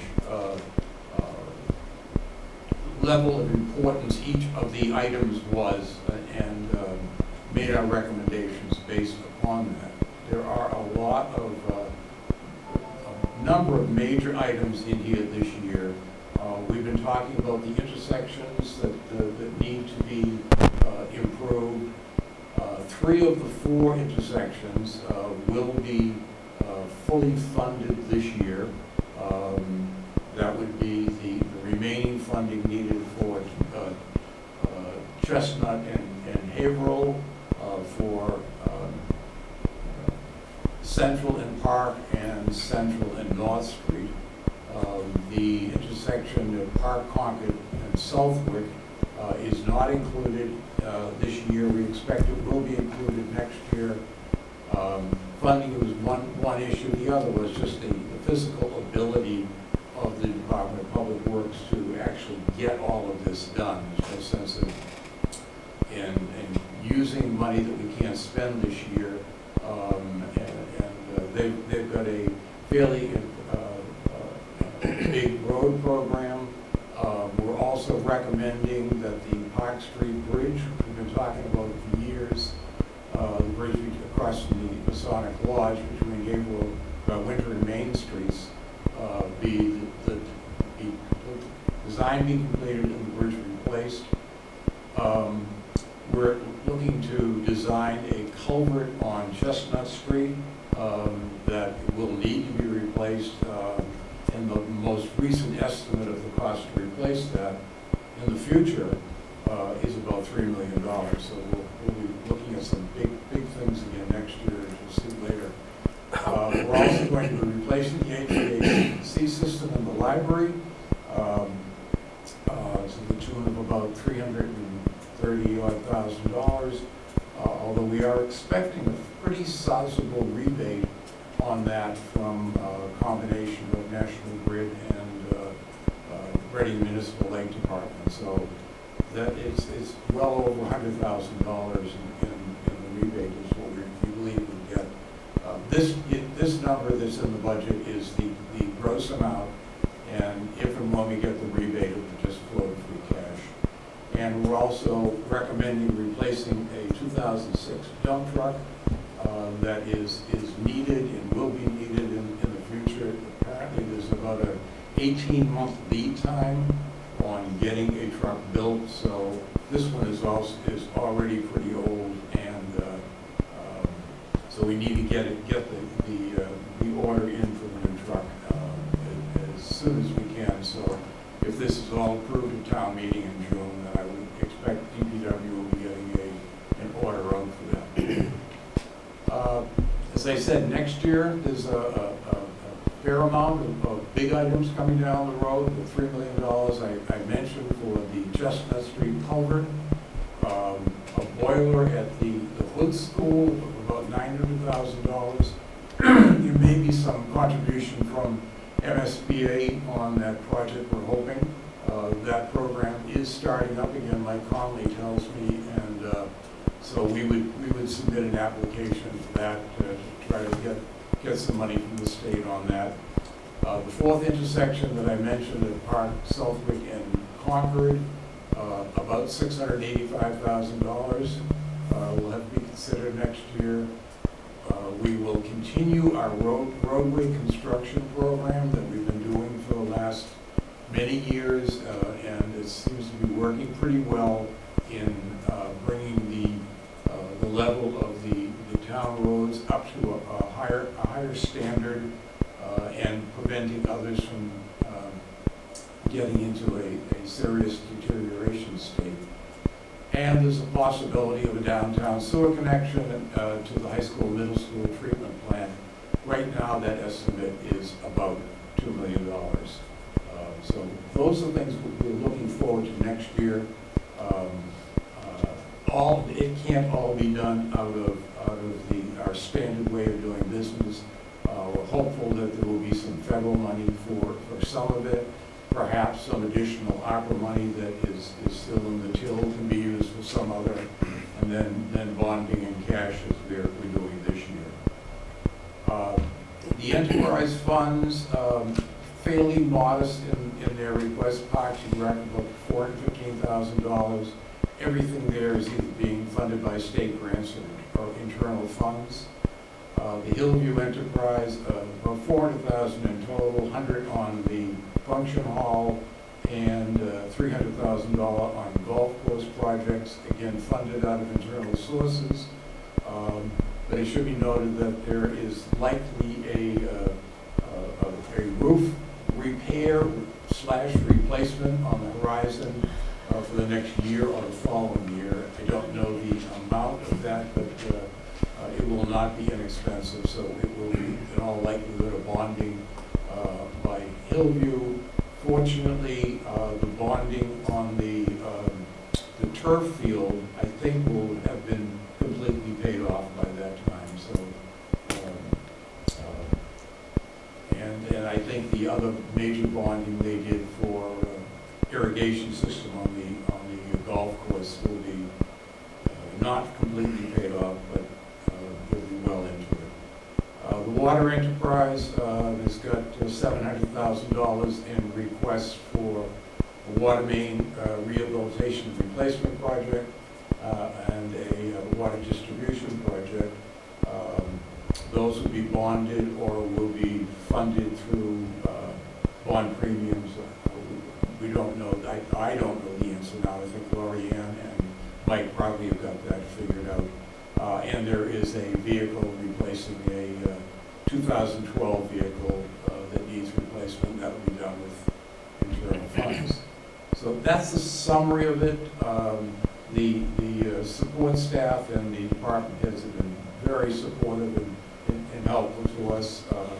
Our new finance director, Lorianne, has been extremely helpful and helped us get this thing over the goal line. So I certainly appreciate all of her help, and we wouldn't have got it done without her pitching in and sending me emails at 10, 11 o'clock at night, updating me on what she was doing. So I thank her. This schedule, if maybe we can shrink it down a little bit. It's going to be hard to read, but maybe not so much. You've got this in your package as well, but I guess why don't we open it up so we can just at least look at the projects, and I'll go over to the right-hand side and talk about how they've done. So these are the projects above the line that says, a little too much. Take it back, right, that's fine. Even I can do that. The items in the above where it says CIP recommendations to the select board, Those are the projects that we are recommending this year. The intersections, we broke some of the intersections out. The Chestnut Street in Haverhill, it was only another $160,000 that was needed for that to get it to have enough money to get it completed. The Park Street and Central with the traffic light would be about $600,000. Some self-contained breathing apparatus plows for the fire department. I think they did get some money from the state for some, but this is just more, they need to replace these on a very regular basis. The garage, DPW garage, there was some money left over when we did phase 1, and DPW has requested that it be applied toward phase 2, and the committee was in favor of doing that, and the mechanics of that will be worked out by the finance director. The intersection at Haverhill and Chestnut Street for a sidewalk to Heritage Way. This is kind of completes the, it's not part of the intersection itself, but it is completes the sidewalk in that area so that we just don't run out of sidewalk at some point because it connects up with another. The next is a design for the north and central intersection. And there is more later on about the actual construction, but the design is at $65,000. Our roadway projects for this year are $2 million. Over $1.9 million of that is already available through either previous funding that hasn't been spent or Chapter 90 funds that will be available this year in an amount of a little over $500,000. The Hood School boiler is in need of replacement, and that is in here. The Park Street Bridge is $1.9 million. 500 of that is coming from a state grant, and the rest of it is going to be coming out of the ARPA funds. Some upgrades to the fire alarm system in the library. Our normal computer equipment replacement for the municipal government. The intersection at North and Central, this is the construction cost, is $330,000. That 133 showing on there is some bond premiums that we had left over that we can apply to it. And you'll see in a minute when we roll over to the right just where this all comes out. The library HVAC replacement, which I mentioned earlier, that's the gross amount. We're not including what we hope to be the reimbursement from National Grid / Reading Light. Replace an unmarked police cruiser. This is the first time we've seen this in a number of years. The chief has been able to do this in past years out of funds that were collected and those from, I think, drug cases. There just isn't the money for it this year. We do need to replace the cruiser to keep the fleet up to date. The Chestnut Street culvert, this is the design, $300,000. As I said, probably is going to be another $3 million when we actually have to do it next year. The police station, this is additional funds to get the fob system and security upgrades done. We've appropriated some money in the past, and this is what's necessary to get it completed. The dump truck is the one I mentioned that needs to be replaced. It's a 2006, so we've got good service out of these, but it needs to be replaced. And as I said, it's about an 18-month lead time to get it here. Doing some window replacement, the Hood Little School. This is so that we can use them for ventilation purposes. We obviously found out during COVID that being able to ventilate the rooms is important. These are windows that the opening either isn't there at all or it wasn't functioning. And then the Wi-Fi upgrade, that we still think of those as brand new buildings that just opened. They're not. And the Wi-Fi that is in them now needs to be upgraded. And there is some grant money, so there will be, the gross is $130,000. The items below the line did not make the cut. The biggest one being the downtown sewer project. That is going to continue to come up until we were able to do something. The HVAC in the police department and in the third meeting house, DPW, so the 218,800, and then further down the third meeting house of 210,000. DPW feels that we can put those off a year and not be in jeopardy of losing the amounts in the columns on the right of that are 62 and 50,000, which again are rebates from the utilities. The DPW has asked to replace a 2008 F-250 with a hybrid vehicle. That one we're not able to do this year. That will have to come back on next year. The technology instruction equipment, again, we're not able to fund that this year. There may be some grant money coming from the state that will help that out. Representative Jones has been pretty good about getting money for that, those sorts of things, and we're hoping that will come through. If not, that's going to be on the agenda next year. The design of a traffic signal for the intersection of Park, Concord, and Southwick at $50,000 is not being funded this year. There was a group of roads that haven't been done yet, which would have been group number 4 in our plan. We skipped ahead and did 5. We tried to get 4 to fit in. It doesn't, but we'll catch those next year as part of the roadway program. Then the intersection of, again, design for without a signal.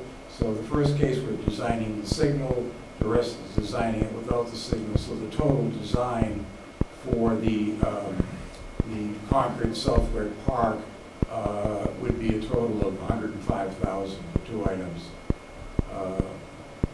Doing a roadway work on rehab and reconstruction on Flint Strawberry area. Again, it would be something we would like to have done, and it didn't fit.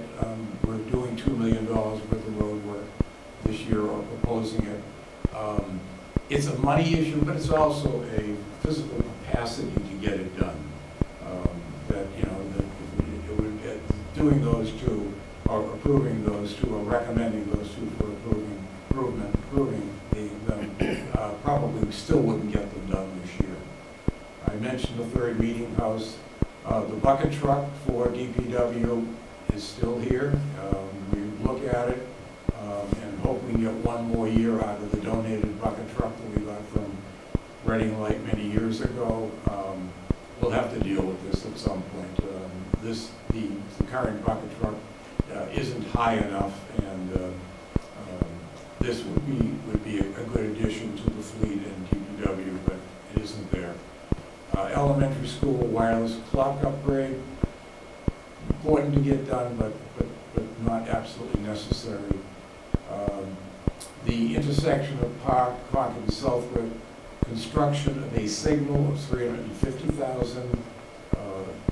The very last item is the intersection of that same intersection construction without a signal. So the construction of that intersection with a signal would be $630,000, and then you've got another $110,000 in design, $105,000 in design. And the one I skipped is culvert and bridge assessment.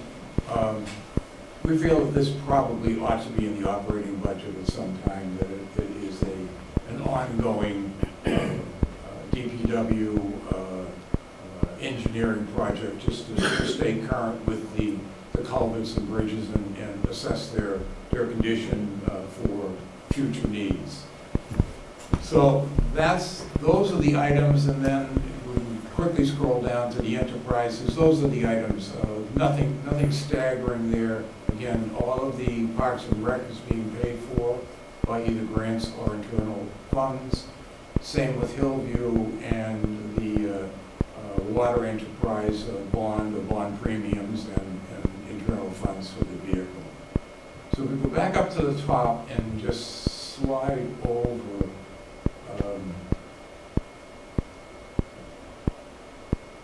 you can cut off some of the description if you want, like, there's enough for me to remember where it was. So after the bonds or other sources in the yellow column is the amount that we are looking to spend this year out of new capital. The column to the right of that, the average rank of the seven of us, we didn't get ranking from one member, but the seven of us who ranked on a scale of 5 is the most important and 0 is the least important, ranked the items that you see here, starting at 5 for the funding to complete the Park Street, the Haverhill and Chestnut, the remaining $160,000, and you can go down the other items. So that's the lowest amount on there received almost a 3.6 out of 5, and then the items below the line are, none of them approach 3%, or excuse me, not 3%, but a rating of 3. So the light blue, the 1,112,550 is the extent of the cash we're going to be using for these items. The $1,000,005 is the ARPA funds, and is being used for, as I say, the Park Street Bridge, and then 100,000. Well, I'll scroll up a little bit, Mike. 100,000 is going to be used for the balance for the Chestnut and Haverhill Street. And then the final column is what we're looking at bonding. So the $600,000 for Park and Central. The $65,000 is too dark in here for me to read it. Yeah, I'm not remembering. Pardon? Yeah, you got the package. But anyway, that's the bonding. So it's $1,000,005 we're bonding this year, a little more. $1,000,005 from ARPA and $1,112 from cash. Where we got the cash this year, we normally get about $500,000 in free cash that goes into the fund. Because of the free cash situation this year, that amount increased to $800,000. And we took the remaining $300,000 out of the debt stabilization fund to provide enough money to pay for all of the items in that cash column.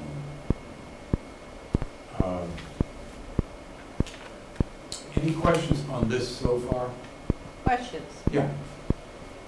Mr. Wallner? 2 questions. One is, I know it's further down the line, but the sewer, the connection of the fire and the police to the high school, middle school sewer, Yeah. is there an operational benefit to that $2 million? I mean, is it going to be relieving the police and the fire department of the normal high expense that once it gets over the high school will? Well, obviously, it would save expense of the taking care of the septic systems, but there will be added expense at the school for the treatment plant. I don't know what that will be, but, there's a reduction, but there's also an increase in cost. Right. I don't know the net. Future years, It's not just the fire and Mrs. police, Carlton? it's also the library. yeah. Yeah, And I believe the third meeting house, et cetera. and the batch. And we've already had engineering plans for it that were done 2 years ago. Yeah, I was just wondering if we're going to get an operational benefit out of doing that. There was a look-see at what it would look like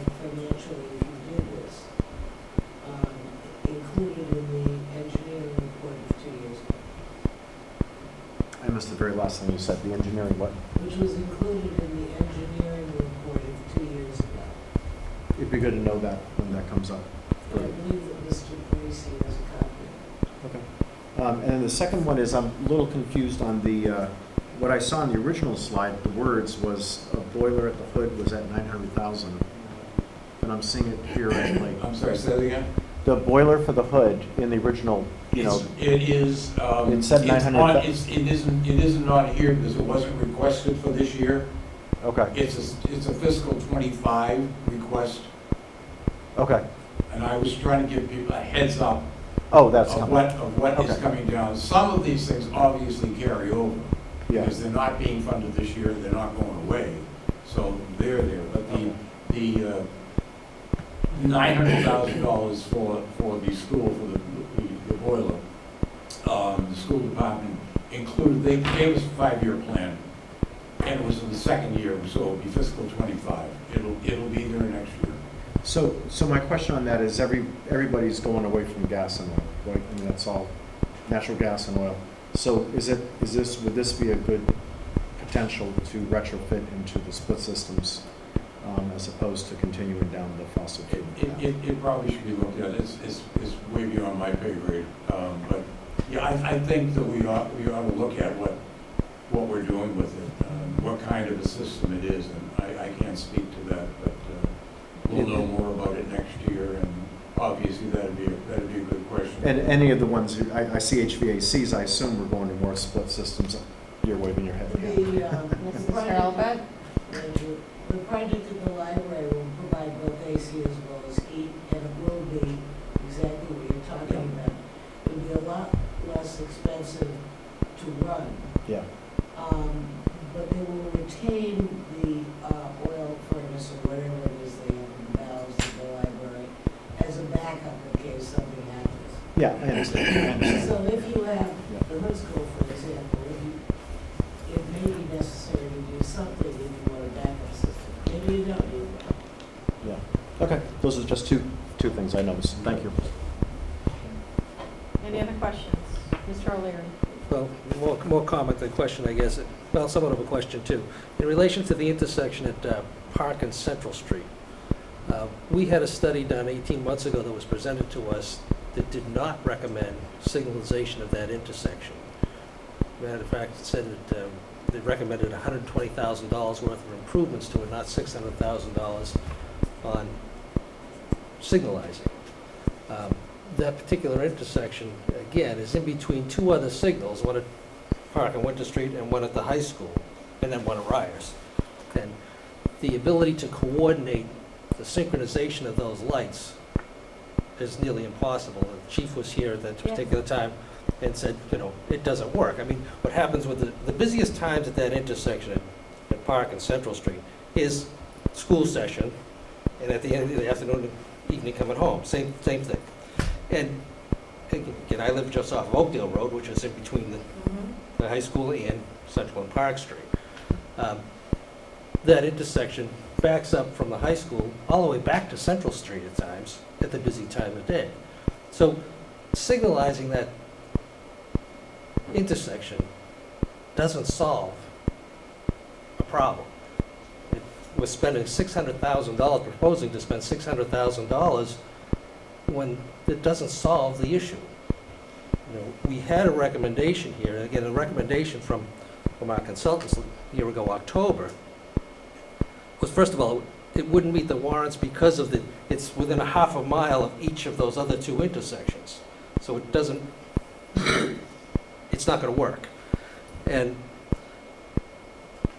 yes, within a half a mile of the two adjacent existing traffic signals. And any new traffic signal at this intersection would require coordination with the adjacent signals at the high school and at Park and Winter Street. And then just to continue monitoring it. And the solution was, again, the major concern, again, is pedestrian walkway. The ADA ramp is in the wrong place. The intersection is off kilter. And for people to cross, to get over to Ipswich River Park from the sidewalks, it's hard. So they were talking about signalization for pedestrians to cross safely any time of day. And that the ability to coordinate, because the high school intersection driveway is triggered by the traffic coming out of the school, not by the flow of traffic on 62, it makes it worse. So why are we spending $600,000 for signalization when it's not gonna work? And it doesn't meet the warrants because of how close it is to the other two traffic signals. So, got a high vote, good, that's nice, but, you know, Haverhill Street's an issue, the Southwick Park, and that area needs to be addressed. This one was looked at, we had a long discussion about it, and the conclusion that we came to with the consultants, the chief sitting here, was not this. So why am I gonna sit here and support $600,000 on something that's not gonna be a solution? It'll be a convenience for some people as far as getting across the intersection, but it's not gonna solve the problem. So why are we spending $600,000 when we were told by our consultants 120 should address the issue, you know, in the near term here? And we can't coordinate the signalization between the high school and Winter Street to make it work. I don't know, Don, Yeah, I think that, I can answer partially, but if you want to answer. let me try. I think, correct me if I'm wrong, but I believe the chief has recommended this. You feel- you Not, felt- not a year ago, October, felt no. it was necessary. The discussion that was talked about was whether it would time on a red and a green, or whether it would be tripped by traffic coming either way on Central Street. Okay, with the time, similar to, I believe that's the way that the intersection at Park and Winter works. Okay, that is tripped by traffic that is sitting, waiting to particularly make a left-hand turn. So there is a way of doing it, and I don't know that it wouldn't work. I mean, it would, if it cut down on accidents there, that in my mind would be working. I mean, if it becomes inconvenient for people coming down Park Street, but it keeps people from having accidents, I think that there's a trade-off that has to be made. And that was the feeling of the committee on this. And again, the recommendation coming from the chief that this was a solution he would like to see there. And if I can add to that too, I think at the time that study was done, I do recall us discussing it. I recall actually being surprised that it wasn't recommended for a signal, given the nature of how unsafe that intersection is, and I disagree with you. It's unsafe at all different times. Accidents do happen at all different times of the day there. And I recall discussing that, you know, we can't wait to act on it because someone will die there. And sure enough, not too long ago, there was a fatal accident there. That was health related, that was not traffic disregard of the intersection or anything else, that was not, And if I could just but it wasn't, so finish. don't mislead people that it was. That study that was done was based on statistics that are now outdated, and that is one out of many accidents that have occurred in that intersection, which is why I think the chief is supportive of this. And I also think that it in terms of the signaling at both intersections in between, it doesn't stop any traffic incidents and accidents from occurring there. That is an area where there are cyclists, walkers, pedestrians crossing, people walking their dogs, people going and accessing the parks, not just the Ipswich River, but the Moynihan Lumber, the kids spot, and it's extremely dangerous, and people don't slow down just because they were stopped at Park or they were stopped at the entryway to the high school. So it really, what we talked about in the study was a recommendation to implement multiple traffic calming or roadway safety improvements that could be done, and they haven't been done. And what time has told us is there are accidents that are happening, people are getting hurt there. So I think, for me, that was the most important one. The three roadway ones, to me, I ranked highest on this sheet to get the public safety issues at these areas taken care of. But that's just what I'd like to add to it, being a member of the committee. Mrs. Gonzalez. So first, I'm thrilled to see them being done, thrilled to see that happening. But just to clarify, I remember that conversation because I believe it was me who asked the chief that question. And he absolutely was not supportive of a traffic signal there. So I don't know if maybe he changed his mind. Maybe there's a conversation that we didn't hear, maybe during your conversations. That's my recollection, but I say, I believe that was his recommendation, but you can correct me if I'm wrong. Not that I'm disagreeing with it. I live on that road. I have to deal with that, and I have to say that nobody lets you out. Nobody lets you out. And then when somebody does stop to let you out, somebody else is trying to fly behind them. It's a nightmare. I think having to stop and, making people stop and allowing other people to go I think it is a solution. So, I mean, I'm just saying that I do recollect the chief saying that wouldn't help. He was recommending, I think, more of trying to get the other two signals to work so that there would be a stop of traffic You'd have a gap. between them, a gap. I think that was what he was recommending. Right. The problem with that is because of the signalization at the high school, where it's triggered by traffic coming out of the high school, So you can't control messes that up. But- Right. And again, I'm sorry, go ahead. So because of, like I said, I live it. You Yeah. can't, I live it too. it's an impossible intersection that nobody wants to let you go. And like I said, when somebody does want to let you go, somebody else isn't agreeing with it. It just becomes dangerous. So I think a signal would be an answer, but just for the record, I do remember the chief not thinking so. And I might have missed a conversation after that.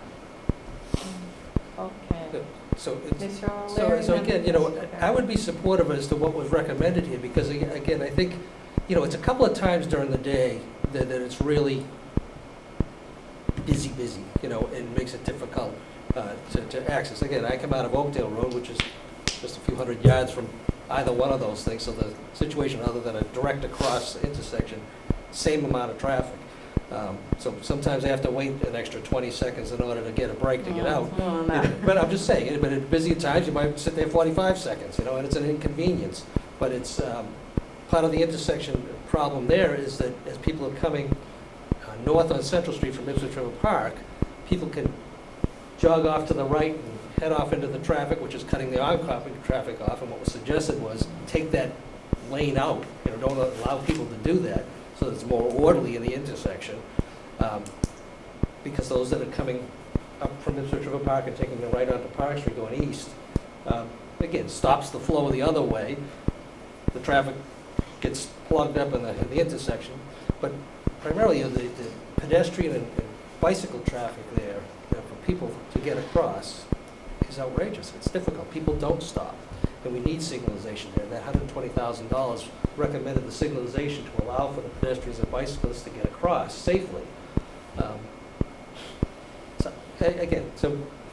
appreciate it. Just to me, living there, it doesn't warrant the expenditure for full signalization, and we have other priorities too that need to be addressed.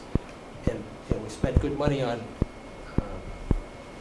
this engineering firm to look at all these intersections, and go with their recommendation, but to go above and beyond for something that probably won't solve the problem.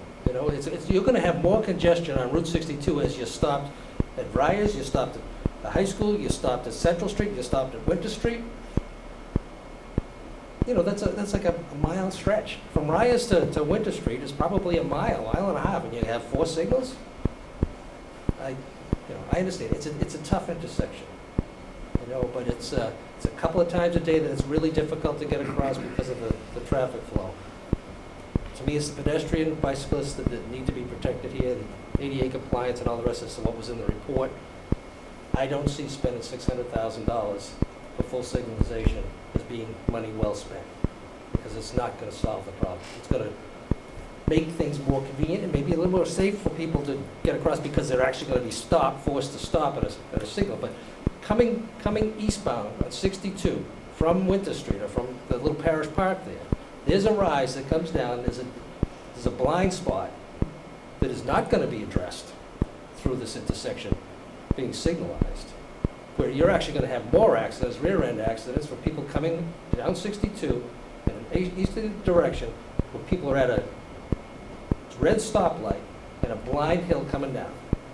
You're gonna have more accidents.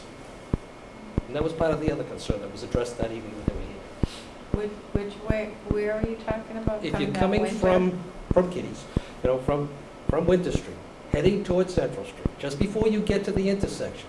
You mean on North Street? No, I'm talking on Route 62, coming Route easterly on Route 62, just before you get to the intersection. There's a rise that comes down, it's the engineering firm that's right there. Oh, yes. Yeah, it's a corner, and a blind corner, and it comes downhill to the intersection. You're gonna have traffic stopped on Route 62 at that point there. I can guarantee you, you're gonna have more accidents as a result of that than you have there now. Because unless you reconfigure the road, take that blind spot out, take the rise out, you're creating more of a hazard. And once again, you're gonna have 4 traffic signals inside of a mile. We're not an urban community, and yes, it's a difficult intersection. We have some recommendations as to how it can be addressed. And we're going beyond. And I believe we're gonna be creating more problems than we are with this solution, proposed solution. So, I embrace everything that's up here, with this one exception. And I just don't think it's money well spent. And if the majority wants to move forward with it, that's fine. But it would be my intent to get up at town meeting and oppose this particular portion of the capital improvement plan. Because I don't, it's not based upon the advice that we got here, it's not based on the advice we got from the chief. It's not, it won't work, it won't solve the problem. Mr. Gilbert, did you want to add anything? Just a couple No? of things. Sure. First, we were advised that a traffic signal was in order for Haverhill and Chestnut Street, and it was considered from the get-go with regard to that intersection. And that design will come back to this board and also have a separate hearing for the public to have input. We were also advised to monitor this intersection for potential installation of a traffic signal.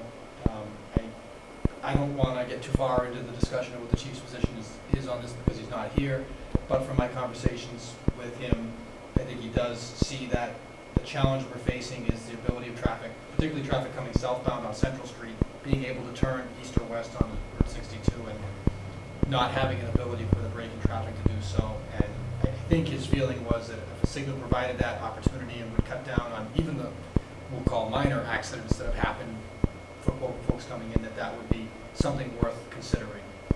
I think, I'll say for me as a member of the committee and as town administrator, this is on the project list here, kind of all in terms of the funding.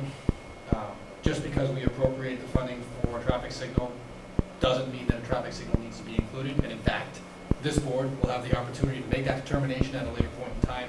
But I, as a committee member, felt that I didn't want to take that option off the table for planning purposes, given the fact that we, at this point, make no mistake, right now we have no funding in place to make any improvements at this intersection. We made improvements with in-house resources, we put additional signage, we restriped the crosswalks. Not significant improvements, but we did it without any appropriation. We have no funding that's been allocated for this project. But we took steps prior to the accident this spring nonetheless. But my thinking here is this gives us the opportunity to pursue it. We could take that language relative to the traffic signal out so that we're not creating that expectation and let the design process take place, let the public hearing process take place, and it would come back to you for a final decision. But I just want to provide that additional information, however helpful it might be. Mr. Studo. And Thank you, Mr. Gilberto. Mr. Studo. I agree with Mr. Gilberto, because I think when we had this discussion, I had it a little less in the ranking because I wasn't, well, a couple of things, because we got clarification on them, but that was one of it, that it wasn't necessarily, it's not that that was getting approved, right? That it was more of the option for it, so however to word it, because it had to come one more time to this board, so that's how I took it as well, and then I, you know, became a lot more supportive of it, because, well, now it's not, you know, we're just kind of appropriating to go all the way to that if the board decides that at some point, but at least the option is there without having to, go again to capital, right? Because it would have to, meaning if we approved it, right, without a signal, right, when, to your point, but then decided to do it, we would have to go back, right? We couldn't, like, the amount would have to be increased at town meeting again, a second time. Am I saying that right? It would be off the table from the beginning, because we wouldn't have sufficient funding. Okay. And that's what would happen. But we can go the other way and not do the, you know, the full red, green light thing. Because I know I had asked about some other kind of signals that I guess the technology's not there, where I guess could you have it during the busier times as a straight, you know, start, stop, and then during the, you know, less busy time, just like a, you know, more of like a caution, like red, yellow, and I guess that's not correct? That's not something that's possible?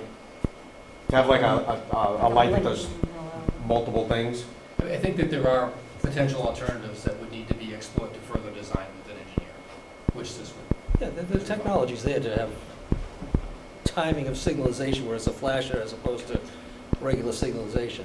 But to me, you know, to appropriate take $600,000 when we had a recommendation of 120, maybe it's 150 today because things have been inflated in price. You know, that frees up, you know, 150,000. Do what was recommended here, you know, for the time being, and it said to monitor it, you know, going forward. But to tie up the $600,000 when you have other needs and other wants, more needs than wants. These are not wants; these are needs. And say, you know, let's appropriate the $600,000, but we don't have to spend it all. When we have other things that are being put off that should be taken care of yesterday, you know, put your 120,000 up there, put your 150 up there, and move something else up. I think it is Yeah, more well, than, I'd like to answer that, because we've been talking about these intersections now for, I don't know how many years. We've studied it, we've taken such time, we've spent money studying it. We talk. What do we need? We need to do something. We need to do something for every single intersection that's up there. We can't just decide, we don't want this, we don't want that. Put our money where our mouth is and make these intersections as safe as we possibly can. And that's why, for me, it was critical.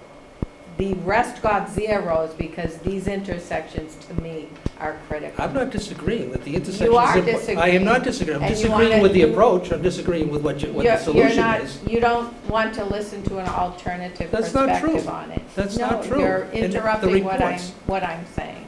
So we talk. Let's do something about it. We've talked about improvements. We've talked about a light to let pedestrians come. We have talked about this now for, I think, 3 years. It might be longer. And we have done nothing. Now we have it on the capital plan. It is one of the projects that the entire committee felt was important. I know last year's committee, some of us ranked it with high importance. Whether it has a signal to let pedestrians cross, or whether it has a traffic signal that makes traffic stop and calms the traffic so people can cross, or people can get across, cars and people can get across, let's do something. Let's at least get it on there and not take bits and pieces of it off, because we don't want a traffic signal, because a traffic signal might be precisely what's necessary at this intersection to make it safe. It's not safe. It is a main roadway, and no, we're not an urban community, but that roadway is used by so many cars and so many trucks from one side all the way to the other, all day long and all night long. Maybe a little bit calmer after 10 o'clock because everything closes then. not for the trucks, but for the rest of the town. But that is not accurate to say that it's not helpful or not necessary. I disagree with that. I know your road too, and I know how difficult it is to get, even to make a right turn out on your road. But I know that that's not because there's a traffic signal here and there's a traffic signal there. It's because once someone passes through, they're not coming up on a signal, so it's a straight shot to the next light. So all of a sudden, it's a faster rate of speed and no one gets by. That's a place where people are crossing to a park. That's, to me, of a huge public safety concern. And I've seen it where people don't even let the person walking their dog or their stroller. I'm not come across. disagreeing with you. What I'm We have to saying do is the something, solution is is what not a I'm full saying. signalization there. That's not the solution, it's not full signalization. That's not what we were told by, and again, I live here just like you do, right? I live in the same neighborhood, just like you do. Right. You have to come out of your neighborhood to get across Route 62. Same situation here. You know, and again, for me to even come down Route 62 heading east and try and take a left up to Oakdale Road, good luck. Say your prayers, Good luck. do your blessing, Good and luck. see if you But can do I make want a it. signal at the know, bottom of I Oakdale Road? understand. No. Is that a solution? No, it's not a solution. But, you know, we This don't is a need, we well-used don't need road, full Mr. O'Leary. signalization at Park and Central Street. You don't need it. You need the ability for people to cross safely and to slow the traffic down so that pedestrians and bicyclists can get through there, and our kids can get over there, and people who are gonna recreate down there can do that. It's not gonna be able to be synchronized. Doesn't work. We've been told it doesn't work. And we're gonna tie up $600,000 on a $120,000 proposal that was put forth to us by our consultants. And so I'm not saying do nothing. I'm saying that intersection needs some addressing, absolutely. It needs to be realigned, as it was suggested, and it needs some signalization for people to get across safely. But it doesn't need a full signal.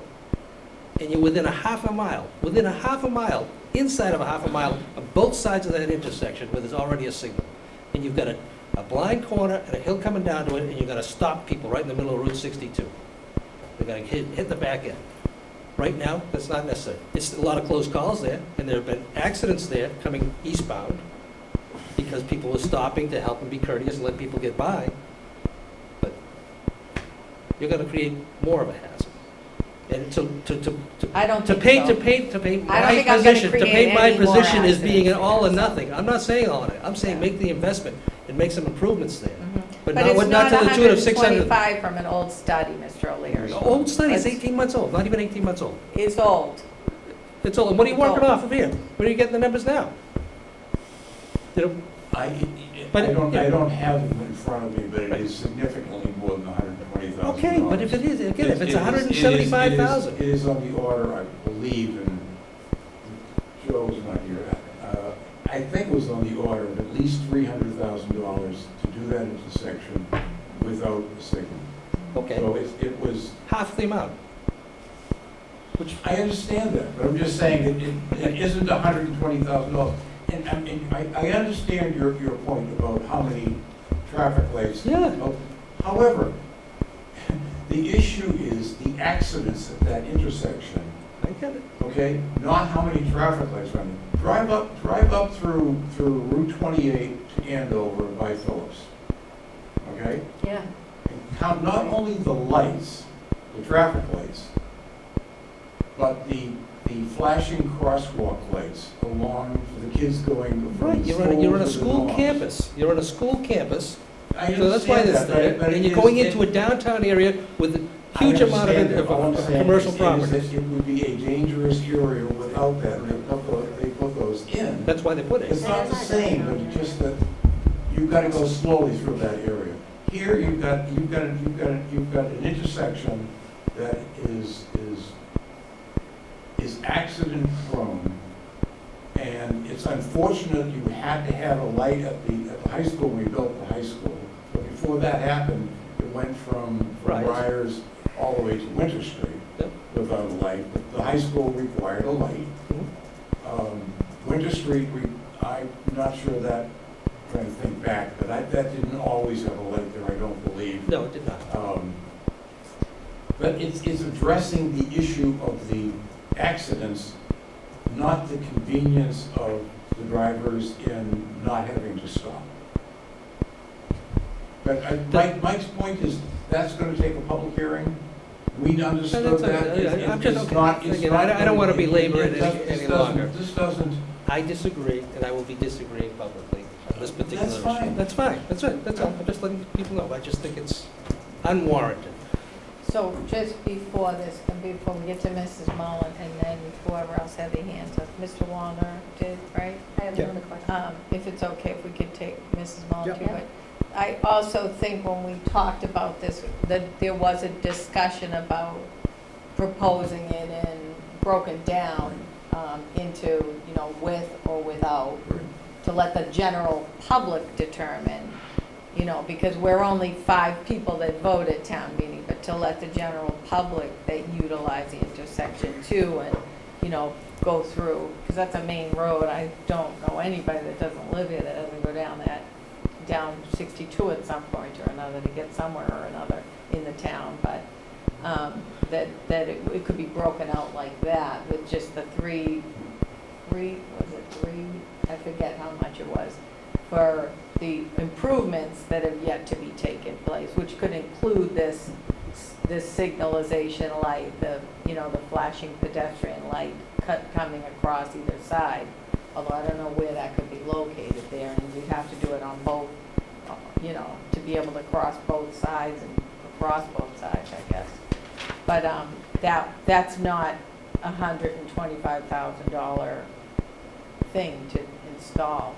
But it could be broken out with those measures, and then, one proposal, and then a proposal with those measures plus a traffic signal, and let the town decide whether or not which one is the most appropriate.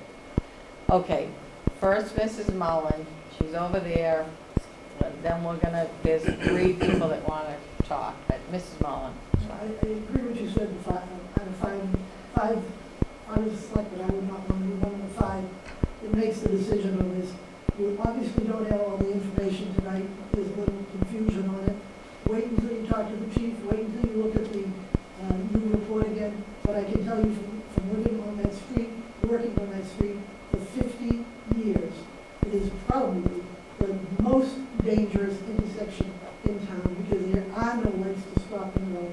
After a while, people get used to it. My concern is not just during school time, because during school time, people do stop and let you out because it's slow. The concern is all the time during the day, that intersection, if you look this way and this way, you can't look fast enough to see nothing's coming between the Little League field down there that people come out and Ipswich River Park the other way, and all the people that come from out of town that are not in schools or games or different things going on late at night. The people that don't understand the roads, absolutely should be some kind of a light to stop the people from going there. And usually before a light, you do see in most towns something that says right ahead, 500 feet ahead, right ahead. People will get used to it. But it's the most dangerous intersection, and God knows why we haven't even had as many dangerous ones as we've had. Because that's the most dangerous one. And as employees from one end, the kids will, as opposed to coming, if they're going to shortcut going down Central Street, they go all the way down Havel Street. It's better for them to go down Havel Street because there's a light that safely lets you go across. Anytime you don't have a light, it's the most dangerous section in town, and I see it day, night, and at lunchtime when you go out, and the truck drivers come back, employees come back and say, my God, I almost got nailed at that intersection. So I think, I'm just saying, common sense person that's lived around there also, I think it's one of the worst things. Wait till you get the recommendations from town meeting, and I believe we will. If you want to make a change, you can. You don't even attempt to make a decision now that you don't think you need it, and you don't until you have all the information. Thank you for all the work the finance did in the capital. But I think if you would have, Thanks for the input. if you would propose, with signalization and without, that would be good for people to make the choice at town meeting. Just choose it. The moderator can break up the article. Okay, Mr. Wallner. So I agree with Rita. We don't have enough information. We're all kind of just shooting in the dark here based on what we've heard. So we've had 2 different thoughts about what the chief has said. So we have our next meeting on the 8th. We don't have to decide this tonight. I suggest that the police chief and the DPW or whoever is involved comes here and gives us their expert testimony, I guess, if you will, about how high should we go to have a placeholder to hold it for whatever the concept might be. It has to go through hearings. Even if we save $300,000, what's it going to pick up down here that we're really excited about? Nothing. So I think that even if we're holding up some money to do this, it is a very dangerous intersection. I've actually have been there when there's been intersections. I was there with Brad Jones when a person I know who was pregnant got in a bad accident there, and it was a hit and run as well. So anyways, I'm saying that if we have to set aside some money, I don't know how long it's going to take to get this all done. It should be our highest priority to get it done. This will be resolved very quickly, and the money can be returned back if we don't use it. But I think we should get the experts in here to tell us what they think is the right answer, and then let's vote on it then. Okay. Oh, yes, okay, so we did have a vote on, I'm sorry, I thought we were just hearing this, but. It is on my That's okay, thing, but we don't have to vote on it. No, we don't. And I'm We okay can- for voting for everything, and again, you can vote on the whole thing and vote it yes, and I'll just vote no on, but I'm in favor of everything else. I'm not, it's just, Okay. Can we just let Mrs. Gonzalez sorry. had a I comment apologize. too? No, you don't need to apologize, it's a heated thing, because everybody's concerned about it. Yeah. Whether we agree on what measures need to be taken or not, we all know that things have to be done to improve the intersection. Mrs. Gonzalez. Completely going on to another topic. I'm just questioning the ARPA funds being used. I just have a question about why the ARPA funds are being used. Why they're being used? Well, they're being used because we want to get the Park Street Bridge done, and that's going to use almost all of the allotment for this year of $1.5 million. It's $1.4 million for the Park Street Bridge, which has to be replaced. If we don't replace it with ARPA funds, and we end up bonding it ourselves, very little else, maybe nothing else could be bonded. Very, very little. You take all of the items that are in the bonding category, which is only about $1 million, a little over $1.5 million. It wouldn't take it all out because this would be a 20-year bond, and some of the others are under that. They're 10 or 15 years. But you would lose most of the rest of the items in this project. And the ARPA funds that were awarded to us by the federal government for infrastructure.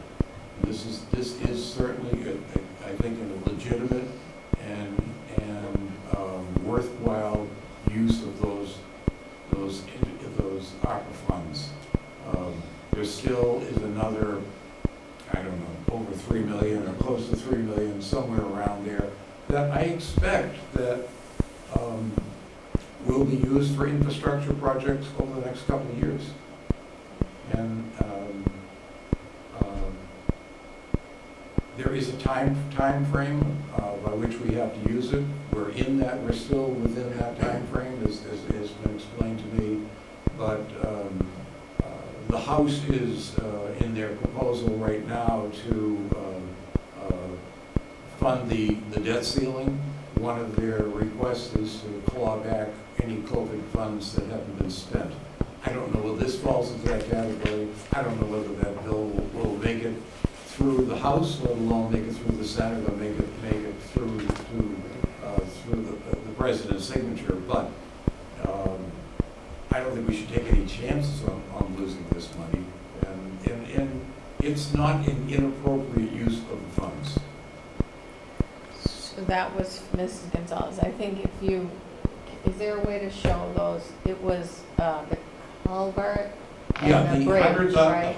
Park Street Bridge and the. $100,000 to finish the 160 left on the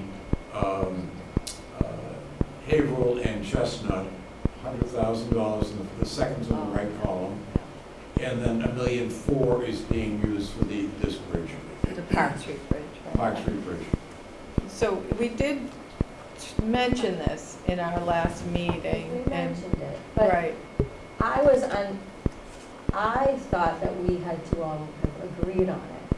Thought it was just, we had a conversation about it, but am I wrong? I thought that the board had to make a decision on that. And I think in our discussion on that, I could be wrong, but my recollection was at least the majority of the board wanted its use for some of these infrastructure projects, right? That's right, that is right. Yeah, There was I'm not two, disagreeing with what. Yeah. there was two projects. I just that- wasn't sure that it, I thought that we had to, I didn't know if we had to vote on it separately or. This doesn't have to be appropriated by town meeting. It does not, No. and it would not be. Yeah, it doesn't have to be We didn't appropriated vote by on town, so this You- won't be you on would the need to warrant. separately, But Just this we- board can support it. I know. We do need, because the lights are on. I just realized Thank you, you're all like keeps us that. calm, but, you know, sort of, but. This is all Mr. with each other going. Mr. Gilberto. I'm calm. Mr. Gilberto. And I think the team wanted to, the committee wanted to see this put on there to make us aware and the public aware that's what those funds are proposed for use for. That's exactly. Right, so when this gets actually, I think it was, once it gets prepared for the warrant, that won't be, those portions won't be on the warrant because Correct. it doesn't require an additional vote, right, of the town meeting, but Mr. Gilberto. No, that's, it just goes Okay. right off of that. We Okay. would not be asking town meeting to appropriate the funding because all the guidance we have indicates that it's purely a vote of the select board to authorize the expenditure. So recall when we talked about the turf field and the deficit there, it was merely a vote of the select board to do that. This would be very similar. So for example, line $160,000, we would reduce that by $100,000. So in the warrant would be a vote for Avon and Chestnut Street, $60,000. We may have a footnote to say that it's augmented by the $100,000. So I'm right, that we would vote You would on need to take a that. later vote, that's correct. Correct, If okay, I- that's what I was Yeah. asking, We could vote now. right. Well, we're not gonna vote No, I know, but tonight, we could vote on that million Well, four. well- But I just, that's what I was asking, Yes. I understood that we had to vote on using those ARPA funds. The board does. Yes, Yeah. Mr. Gilberto. I think the interim step is, I heard the feedback from the majority of the board Yes. with regard to the use for When we had the infrastructure. discussion. Correct. I went to the chair of the capital committee, said, I could suggest that we break it into three Okay. separate uses of funding over the next 3 years. So expect to see 1.5 million or more next year, and possibly an additional amount in the third year against our capital appropriations. Again, all similarly requiring a separate vote to approve the expenditure from this plan and from town meeting by the board. You know, I think Mr. Keller actually was in response to my questioning of what were we collectively deciding to do. You know, he really pointedly said that they're one-time funds. They really should be used for these, you know, one-time expenditure, the different type of infrastructure things, and that's really how it came to be recommended for portions of Okay. these, so, I mean, I know that bridge has been oh, yeah. year after year after year, All right, but it needs to be done, so. okay, And it's so, just a little bit too short to qualify for state funding. That's what the problem with that bridge is. The length of that bridge doesn't qualify for the state funding, which is How why we're stuck with the bill. okay. Can we We're make getting it $500,000 for it. Right. How much to make it bigger? Yeah. All right, okay, Mr. Gilberto, Thank you, Madam Chair, through you. It does qualify for $500,000 from the state small bridge program, which is not always capitalized, but is capitalized right now with Yeah. funding. So we have taken that into account. In years past, it wasn't. Correct. That's right. Um, okay. And at another point in time, Mr. O'Leary probably knows, it was sort of, they call it red flagged. It was not, it was designated as urgent when we submitted it 10 years ago. It was not actually urgent. The state sort of put it on a list that would not be funded for a number of years, and now it's come back up as a candidate for funding. The second piece, going back to the traffic intersection, I know this was a question. Of the $600,000, $250,000 for the non-traffic signal improvements, approximately $350,000 for the signal itself. So that's the breakdown. So would it be, can we, even though that wasn't how it was voted on, we can break it down, at least on the graph, to say which portions are there, because, I mean, it's one, you know, we want the input for the vote, and it could be one member voting except for that, excluding that, of course, or, you know, however that is, you know, the majority carries the weight in approving this funding plan, which I would ask the board to approve it as recommended, but it could be something that's broken out like that as well. Could be. Or on the town meeting floor, someone could do a motion to amend to exclude traffic signaling, but you'd have to really be clear on that, because I think we are all in agreement that it needs some type of pedestrian signaling, and who knows how that's gonna work if, you know, people don't slow down for a stop sign or don't slow down for people that are already in the crosswalk. Who knows what they'll do if there's a pedestrian light. Mr. Studo for the last word on this. Could you put, after, if you break it down, with possible traffic signal? Is that even a thing? Can we say that? Since it is possible? Meaning, you put the 250 for what you actually, we need that for, because we know we need that. But I don't know, is there a way to put? If you look down on this, when we get to Southwick Park and Concord, you can, That's right. the ones that weren't done, okay? There are. Adam, you're doing a great job. In addition to the. It's design without In signal. addition to the design, there is a, intersection park, the third from the bottom, is the signal. $350,000 for the signal. If we didn't do the signal, it would be $280,000. If we do the signal, it's $350 plus $280. Okay, so it could be broken out that way. We had those numbers, decided to put it into a single item, only because that we knew it still needed to go through a review I've lost the words now. A public hearing before it happened anyway, with some input from the community. So that's why we combined it into a single item. I don't think it would alter the vote that the committee took this morning if it was broken there as two pieces. I think the spirit of the committee this morning was to vote both pieces. So they just are in one number. So I think if it was broken out as two numbers, I think that was still, it wouldn't negate the vote that was taken this morning in my mind. Can I just ask a quick question? All right, Mr. Wallner. Just on the funding, I actually had it in my head from our last discussion that we would use more of the ARPA money for this. What? We would use more of the ARPA money for funding some of these projects. Would be nice. Sorry? Would be nice. Well, the reason why I'm suggesting it is because borrowing money right now is very expensive, but the ARPA fund's already in our bank account. Is there any rationale to consider using more of that and borrow less? Your call. It's a financial question. It's not a call. It's Well, like, yeah, I mean, But it's up to us. well, it may be up to us, but I would seek You're advice. right, Is the there, borrowing cost is there a more efficient way of doing it than just the way we propose it here? Should we use more ARPA money? Would that, You run out of it sooner. I mean, it's kind of six, one half dozen the other. It's timing though, because you're going to use that ARPA money for other capital projects in the future. So, yeah, if you did it now and spent it, you don't have it available obviously for the future, but you could eliminate bonding on some item that's on that list. that's more expensive? That's the select board's decision. Okay. I operated under the assumption that we had $1.5 million, that's all we had to use I don't this foresee year. anything getting cheaper. No, In I'm the just next thinking few the years. borrowing cost, that's all. It might be a lot cheaper It's gonna get worse. to borrow $1 million It'd be good next to year have than this year. cushion. All right, okay. We Okay. really do have to move on Yep. this. We're not gonna take a vote on it. We're gonna maybe wait till we get a little bit more input, even though I'm ready to vote on it now, but, we wanna let Mr. Gilberto finish the discussion on this topic so that we can move on to the next one. Building Mr. off of your words, it will be very low, because you'll get information in 2 weeks. I just want to set the expectation. I mean, there's design work that would need to happen. Of course.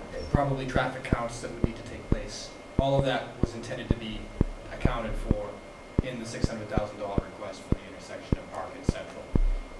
You'll be able to hear a bit more directly from the chief and possibly from the traffic engineers about the intersection. But I don't want to set too high an expectation that this influx of information is going to come in on Monday. Maybe we can answer some of the questions that have come up, procedurally about what was recommended when and what has changed. But I want to set expectations. That's fine. All right, now I am gonna have the last word on this. I'm not a traffic expert. I'm just a common man with a layperson's view, and that is a dangerous intersection. Just like North and Central, just like Haverhill and Chestnut. They're dangerous intersections. We have to take some steps to do something about it and not just read these studies and put them on a shelf. That's all. I think we're all in agreement on that at least. And I don't want to spend another 6 months with someone counting how many cars go by. It's a well-used road in the city, obviously. And there are many pedestrians and cyclists and cars that go all across that intersection for whatever reasons, we don't care. But I don't want to have it prolong this with another 6 months of studying the intersection that we really all know is dangerous, and there have to be some measures implemented now to take care of it. And it'd be good to hear from engineering and DPW on what they can do today, cutting back some of the trees so the sight line is improved and things like that. Coming out of Ipswich, taking a left to go up to Park. It's not the brush and the sight lines that's the problem. It's the design of the street. It's not. All right, brush. well, anyway. DPW does a great job of keeping the sight lines open. Yes, I'm just saying, it'd be nice not just to hear from a traffic expert coming back telling us they have to sit there and count the cars that go along, but for what we can do now, We study. That's enough. Let's take an action I'm on not it. proposing any new study. Okay, all right, good. So we're gonna hold off on this till we get a little bit more input. Thank you for your presentation. We can break it down like that, maybe break it down. Break it down, I'm willing to vote on it tonight. Break If we agree to No, break it down with can't the break it down. signalization for the 250 and the additional 350, break it down there and I'm with you. That's all, because then town meeting can decide Which they want. which way they want to go. Which they want, okay. That's all. So it's like, Okay, so can we agree that can we break it down in that way? And we'll break it down with traffic signalization, and there might be other, whatever it's called. whatever it's called, roadway improvements. Whatever They might have pedestrian signalization. Right. Whatever it's called. I don't remember what we would even It's gonna say. be intersection improvements and traffic signal. It's probably the best we can break it down No, right now. you had it broken down somewhere. We're gonna bring it now. Yeah, but if you, whatever it is, but we can work on the semantics as to how you break it down, but it's the 250 and the 350. Yeah, 250, 350. just like they have it on Park and And Central. take your pick. What do you Okay. want to, town meeting can decide what they want to do. Okay, option A or option A plus B? Option A, option B, or both? One, the other, or both? Not even, it's one or both. I mean, we all agree something needs to be done, so it's not, the option isn't zero. Okay. That's going to take an amendment on town meeting. floor. All right, let's go, So- let's go. so Are if we you're ready willing to to vote do it. then? Yep, so, And we'll still hear from people, we still Yeah, want to have them back sure with will. some input. so you want me to just read it as is? You want me to add in about the two? You can add all that? Yeah, I'll try. Okay. Madam Chair, I move to recommend to town meeting the fiscal year 2024 capital expenditures as recommended by the Capital Improvement Planning Committee with a split of the Chestnut and 62 intersection of without signalization. Central. No, Central. Sorry, I'm sorry, Central. Central and 62 intersection with no signalization of 250,000 or with signalization of an additional Well, 350,000. it's, there's signalization in both, signalization or full signalization. Yes. When is full exactly. signal? What I just said, that's what I said. Yes. Okay. So moved. As amended by, Okay, yeah. so, okay, so a motion by Mr. Wallner as amended, seconded by, on the capital plan as amended in terms of the itemization, and seconded by Mrs. Gonzalez. Any further discussion? All those in favor? Aye. It's unanimous. Okay, thank you for the presentation. Did you get all that? Actually, for all the extra hours and hours and hours of work that you do too, for the town. Thank you. All right. Okay, you might as well stick around because the next one Oh, is I the- will stick around. is the, It's this little is world. the It's review, probably only about 8:15. is the review Are you of still the. subbing for tomorrow? The Review, 8 a.m. No, for the I'm financial not. planning? No, he's not. Oh. all right, review of the No, no, no. updated. But I'm fin- gonna be there. Number 8 will not be subbing for number 2 tomorrow. Okay. Review the updated fiscal year 24 revenue and expense plan. Mr. Gilberto. Madam Chair, thank you. I'm just going to be brief in my comments in that there are a few moving parts to be resolved with the financial planning team since we last reviewed this on April 10th. And I'll just itemize them, which is having some good news, updated increases in local aid numbers, but some bad news in that we've got to further update our state assessment number. I will also note that we received a number from the Northeast Metropolitan Vocational Regional School, and that does exceed what we had budgeted based on the budget that they've approved, so that will create a bit of an additional financial challenge that we've been discussing in the financial planning team. We got some good news with regard to our property and casualty quote, but also it was offset by some bad news by our workers' compensation quote. Did I say that right? Did I get the order right? It was the other way around, sorry, okay. So regardless, and I'm not purposely not getting into too much detail because we haven't reviewed it with the financial planning team, but I think the takeaway I'd like the board to hear tonight is that we have been adjusting the investment income estimate to try to account for the shortfalls that this is creating. And we have a significant amount of investment income that we've been receiving, both from the non-Pulte investments and from the Pulte investments as well. So when we're here before you with what we hope will be the final revenue and expense plan at the May 8th meeting, you'll see that there may have been some adjustment. I will say that I think the finance director and I I think you heard at the last meeting a proposal for there to be a balanced municipal budget, as painful as it was and as difficult as it was, but we are aware that there continue to be challenges with the school department's budget, and we're trying to identify ways that we might be able to further address that through the revenue plan process. There's just not a lot of options at this point. We are fortunate, we have a number of one-time expenses that we're able to fund in one-time nature, attributed to the turnover of the fire department over the past year and a half and over the upcoming year. But those are the things that we'll be working on. Again, I want to be respectful of the financial planning team process. We do have a meeting tomorrow morning where we'll go through some more of this. But you'll see some detail to what I've just described on the machinations of balancing the budget. What was the net of the wins and losses about it? Depending upon the scenario, we may break even or actually be a little bit ahead as we look at the offset of the insurance. But we need to finalize all of that. Still early. So we were behind a week ago, then we got into some good insurance news in, not health insurance, but Yeah. property and casualty insurance, so that's helping to gain some ground. But, the finance director and I both have an eye on a continuing challenge in the school department's budget for this upcoming year, and how we might be able to address that. Okay. I can go through all the numbers if you'd like, but Are we Save going into next order of business, or are we? I'm ready to go to the next one. Let's do it. It seems like it's related to this discussion, so. It is, yes, and bear with me when I pull this up. So the board heard this in sort of a quick off-the-cuff review at the last meeting of some of the things that would be able to be funded and would not be funded.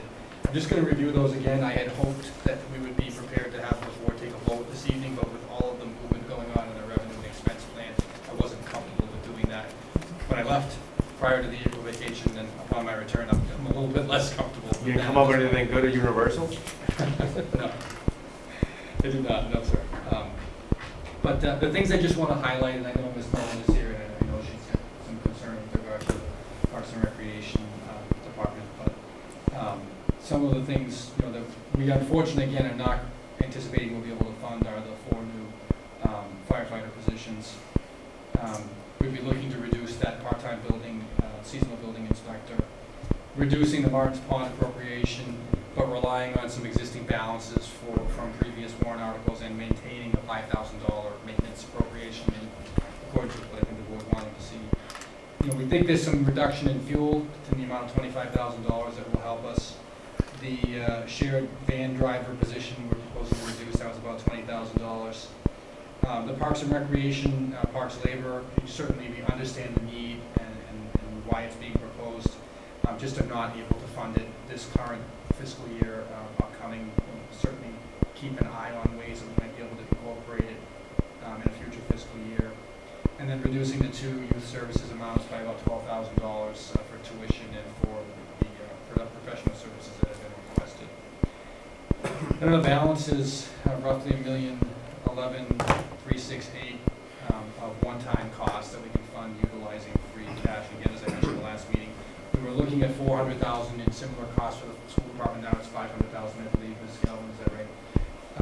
That we would utilize. But for the municipal one-time costs, some file cabinets for that we needed file cabinets in the finance department, some one-time costs in the salary pool, some building maintenance costs in the amount of $50,000, DPW small capital $54,000, $4,000 for elder services small capital, the recruit training coverage, additional hours for new recruits, also for the new firefighter position that we hope to be able to fund in the fire prevention officer as well as their training. Those total up to $530,000. It's a big number. I think you all know that from what we were discussing. It's one time in nature, and it's attributed to adding the position, which I'll get to, and the multiple positions that have been turning over. And we also have the ability to fund that paramedic training should it be needed from the ambulance reserve in the amount of just about $200,000, as well as additional expenses associated with those new fire department hires. So the fire department, the turnover in personnel, not even new personnel, is driving a lot of the cost for us, and the bubble that we're experiencing is certainly one time in nature. So many of them at one point in time. The things that we do anticipate being able to fund in the modified budget are the assessing GIS technology in the amount of $10,800 that is proving to be necessary. The full-time IT director position salary at $110,000. That funding has sort of been laying within the IT budget under expenses over the past couple of years. We're making it full-time. We actually have an ad, I think it's already out now for that position. So we're moving to fill that position. It's a critical need that needs to be done. We did increase the salary a little bit to try to attract candidates, and we have gotten some interest. The 2 cruisers that we fund because they have a useful life of less than 5 years, we're able to fund those. The fire prevention day officer, so that's the one position the chief has asked for the past 3 years. We are proposing to fund that. Again, that $5,000 in engineering and maintenance for Martins Pond. Training and education in the DPW in the amount of $8,000 for staff that has turned over the past few years. The increased building maintenance costs that the DPW spoke of, partially driven by inflation, $20,000, and the long requested library outreach position in the amount of $56,000. So the 3 personnel actions that were in there have, as you know, been sort of in line for multiple fiscal years, having been requested. We've been trying to find ways to get to them and able to balance to get there, we believe. Again, subject to finalizing things with the revenue and expense plan. So I know that was a lot, but I just want to give it a quick update. Okay, we have questions. Mr. Gilberto. Mr. Studo. So I have a comment and a question. My comment first. So again, when the town administrator and the finance director is twisting themselves into a pretzel to make this work, this, at least right now, is talking about how we can accommodate new requests, maybe make them a little lower. We haven't even gotten into the fact that we are, at a theater near you is starting to have painful discussions in the near future about things we already do that need to be cut if we don't find more money. So that's something that I think needs to be said, because it's one thing to be able to say, oh, you know what, you can't have that position. It's another thing to say, you're gonna cut that position or you're gonna raise this cost. So I just think that never gets said because it's unpopular, but it's here. So I just like to mention that, and, you know, because I think that there has been a good string of years, even before, I mean, I moved into town in late 2017, but there were a good string of years where there was just enough revenue to sustain the higher inflation, and, you know, that was over the 2.5 that you can do every year. So that's just a comment. A question I have for the IT in general department, do you feel that our budget is enough? Mr. Kelleher brought it up a couple of weeks back, but besides the IT director, it just seems that from an IT department in general and cybersecurity, it just seems for the size of North Reading, I'm not saying we're like huge, but I mean, we spend less than, 10-person private companies. So my question is, I mean, in your own style, I mean, do you think it's enough? Or is it that you're not asking for more because we don't have it? It's a little bit of both. I think we should have a full-time director with some time on the ground under his or her feet, working with the existing staff who have proven themselves to be very capable in doing all sorts of different things when needed. But I do foresee that there could be a need for additional resources in the future fiscal year. I just don't think that moment is now.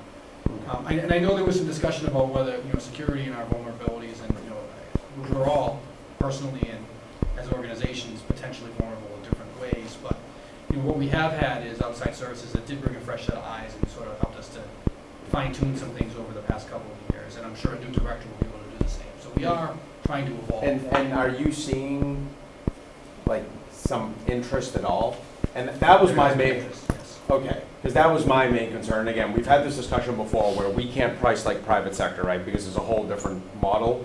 The problem is right now that the gap in that particular field between private and public is not just 10, 20,000, it's like 6 figures. So that's my fear that, I'm not saying we're not gonna get somebody good, but like if it's gonna be a competitive more than just, one resume. And again, I may not know that, I just know that, that's, in a lot of things, the gap is not that much, and in that, the gap is like, it's huge, because private companies are scared to death of this, so they're giving insane amount of cash right now to hire anyone that, can hedge their bet on something like that. So that was my question on that. It's a valid concern through you, Madam Chair. We have had interest. I don't have the number of applicants in place, but I've heard of the interest out in the community, so I'm optimistic. That's great. All set, Mr. Yes, thank you. Studo? Any other questions? I do have a couple if no one else does. In terms of a couple of the items, the $46,000 library outreach person, you're recommending that for funding? And the $20,000 reduction in the driver, was that the shared driver between the school and the elder services? It was, yes. And you're recommending that as well? I'm recommending it not be funded. Not be funded, okay.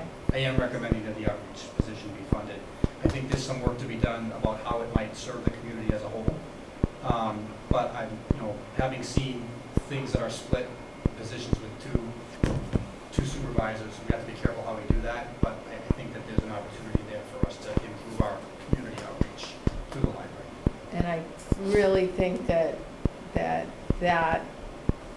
type of a position should fall not in this budget where we don't have enough money. We should be focused in on IT, and we should be focused in on a web person that can be able to handle public communications, not just through the library, but on behalf of the town. We still don't have that, and people are looking for information, and it's not posted quickly enough or in an accessible manner.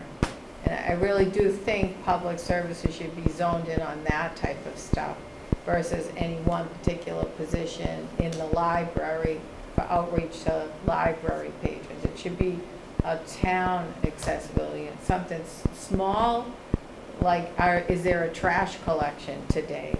Should be automatically posted so that people aren't hunting for an answer on Facebook. They should know from us right away whether or not, is there a meeting? That should be easily accessible, and I really feel like public services as a whole, that's why we brought a director in to be able to kind of focus in on a lot of these outreach aspects. I don't think the answer is hiring in a library, and I would much rather hire a firefighter that we know we need right now to fulfill short staffing than add a new position on when we haven't even really zoned in on how to do the public outreach and our own website use. We need someone to do that for us. That often falls to you, and that's not really fair because you're already wearing a dozen hats on any given day, and that's not really fair. We need to have qualified, trained people to be able to do those things, not just for one department, but for all of us in the town. That's what I think about that. So that's just my input. I know we're waiting to hear back, but I know we're gonna wait on it. We're not gonna vote on it this evening until you finalize these pieces. And I know you and Mrs. Galvin have been working on those things, and I appreciate that extra effort that you've had to go through this year. We're short-funded. We are short-funded. It's not new. This has happened before, every year now for several years, but it's really, we need to fulfill critical functions right now, and I think we have some open critical functions that need to be filled. If we're going to add extra money in that we don't even have to add in to do something like that. I'm sorry, now we have hands up. I thought nobody had any comments. Mrs. Hurlbert and then Mrs. The Finance Committee talked with Ms. Kelleher several times, and we explained to her that the Finance Committee was not excited about paying somebody to try and find people to serve on other town committees and those kinds of things, which were a very small part of her initial presentation. It ends up that in fact this is a position that deals a lot with library programming. Outreach is not necessarily, how you define that, I think, would really, to some degree, influence whether you thought it was a great idea or not. But I think that what Sharon means by outreach is a lot of the library programs that get run and this and that. At the moment, she doesn't really have staff to go out and find programs, bring them in, authors programs, programs for kids, whatever else. So some of the responsibilities of this potential new hire would be things like that. There's also apparently quite a interest or need to have, I refer to it as books on wheels instead of meals on wheels, but basically delivering books to people that simply can't leave their house. And the idea of having friends of the library or volunteers or whatever doing that doesn't work for all kinds of reasons, such as you don't know who's going to be on the other side of the door when you knock. There's a liability issue, et cetera, et cetera. So one of the responsibilities would be for this new hire to do that. So there are a number of functions that, while they could be called outreach, aren't outreach in the sense that some of us initially came away from Sharon's presentation as indicated, which the Finance Committee couldn't go along with at all. So, we've talked to her quite a bit. We had her come in and talk to us. We asked her to please just think about what she thought she needed in direct library services. Not some, this, that, or the other, as nice as the ideas might be, but direct library services. And she came back with a much more tightened up presentation, and we felt reasonably confident that if we could afford it, this was a worthwhile thing to do, and that for 6 years she's been requesting it. Thank you, Mrs. Hurlbert. I love everything that we see get presented. I'm just being realistic. No, I understand We need totally. firefighters, When we first saw IT the person, and we when need we a first saw the web person. presentation, and when we first read, Yeah, it was there, we were not excited. okay, all right, so let's just finish with, did you have, someone else had the hand up? I did. All right, Mrs. Gonzalez. I just wanted to, say that I'm disappointed about the shared van. About what? The shared van. Like we talked about, a transportation committee's been formed. It's a big gap in our community.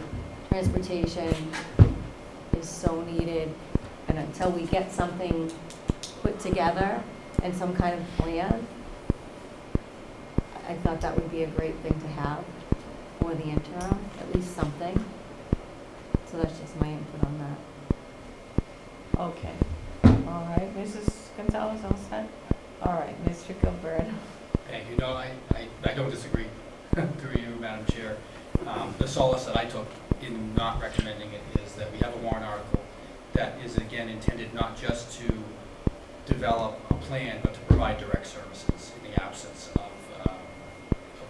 basically NEVA in providing transportation. I view that $60,000 as a lot more flexible for us, and we can make a decision not to provide the services. I mean, that's something that's an alternative as well, but if we are going to provide them, I think we have an opportunity to set up a program that would be a pilot program. The Public Services Director is trying to identify other funding from the state to try to augment that. So I didn't look at it at all, hope was lost on that issue. It's just a different way of providing the services, at least in the first year. So hopefully that generates something for us. Okay, thank you. And we do wanna hold off on a vote until we get the finalized pieces of this to be heard at our next meeting, right, Mr. Gilberto? That's my May recommendation. 8th? All right, so let's move on to approve the fiscal year 2024 health insurance plan. Mr. Gilberto, should we go right to a vote? I believe so, yeah. All right, do we have a motion? Madam Chair, I move to approve the employee health insurance for fiscal year 2024 as indicated in the attached summary, which is You can read it, option. option 1A. Thank you. Second. Motion by Mr. Wallner, second by Mr. O'Leary. Any further discussion? All those in favor? Aye. It's unanimous. Next order of business is vote to determine the useful life for capital items. Mr. Gilberto. Madam do Chair, we through need you, to- these are two items that, Yes. under state law, have a specified borrowing term under the plan that Mr. Kelleher developed last year at the June town meeting. It required that we borrow for a longer term time, as is allowed under state law, but it does require a vote of the select board to make the determination. Unfortunately, it's a lengthy motion, as you've read before.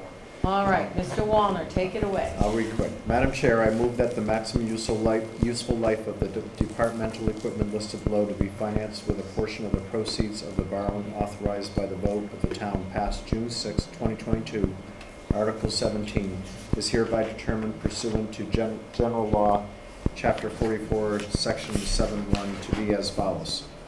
Purpose, 2007 F-350 dump truck number 34, borrowing amount of $70,000, maximum useful life of 10 years.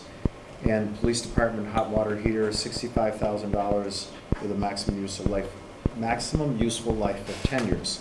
I further certify that the votes were taken at a meeting open to the public, that no vote was taken by secret ballot, that a notice stating the place, date, time, and agenda for the meeting, which agenda included the adoption of the above votes, was filed with the town clerk, and a copy thereof posted in a manner conspicuously visible to the public at all hours in or on the municipal building that the office of the town clerk is located, or if applicable, in accordance with an alternative method of notice prescribed or approved by the Attorney General as set forth in 940 CMR 290.03 2B, at least 48 hours, not including Saturdays, Sundays, and legal holidays.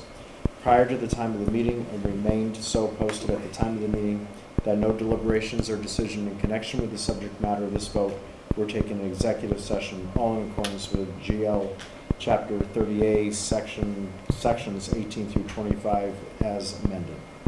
Second. Motion by Mr. Wallner, second by Mr. O'Leary. Any further discussion? Hearing none. All those in favor? Aye. It's unanimous. Okay, next order of business is public comment. Does anyone wish to speak in public comment? Anyone joining that wishes? Mr. Austin, come on up. Good evening. My name is Adam Austin. I live at 42 Main Street. I wanted to talk briefly about the wastewater project. In a recent meeting, Mr. Gilberto recommended that we all come in with kind of a new set of eyes. A lot of things have changed. And I've been trying to do that. And obviously, you know, a lot of work's gone into it. A lot of things have changed. A lot of my initial concerns have been addressed. Obviously, there's more, you know, tying things down. But it seems like a lot of my initial concerns were being addressed. But tonight, I'm a little bit surprised, even with my new eyes, you know, my new ears. What I see is before we had $4.5 million in ARPA funds that could have gone to pay down a relatively significant portion of the wastewater project, which is, by all accounts, from what I understand from the select board, everyone agrees it's one of the most important projects that we have for the future of the town. But we just heard a unanimous vote, which included redirecting, that basically makes it seem like the Park Street Bridge is a better way to spend $1.5 million than on the sewer project, and that the sidewalk to Heritage Way is a better way to spend $100,000 than the sewer project, and I'm surprised by that. So I admittedly don't know enough about this stuff. I don't know about this sidewalk. I don't know much about this bridge, but I plan on learning about it because apparently these are more important things than the sewer project, better ways to spend the ARPA funds than the sewer project. So I just wanted to raise that as a concern. I mean, if, obviously, like you said, the select board can spend those funds as you see fit, but it's clear, at least from my understanding from this evening, that these two projects are more important, are better ways to spend that money than the sewer project. So I plan on learning a little bit more about that, but I'm surprised to see that, and I hope that the rest of the ARPA funds might be reserved for the sewer project if it really is as important as we're all saying. I'd also like to bring up, you know, early this evening, I think it's great. It really addresses one of my concerns that we're talking about taking our pedal off, our foot off the gas pedal, slowing things down, taking a little bit more time to where, you know, we don't have this pressure from the Mass DOT project, so we can take a little bit more time and get a little bit more information. But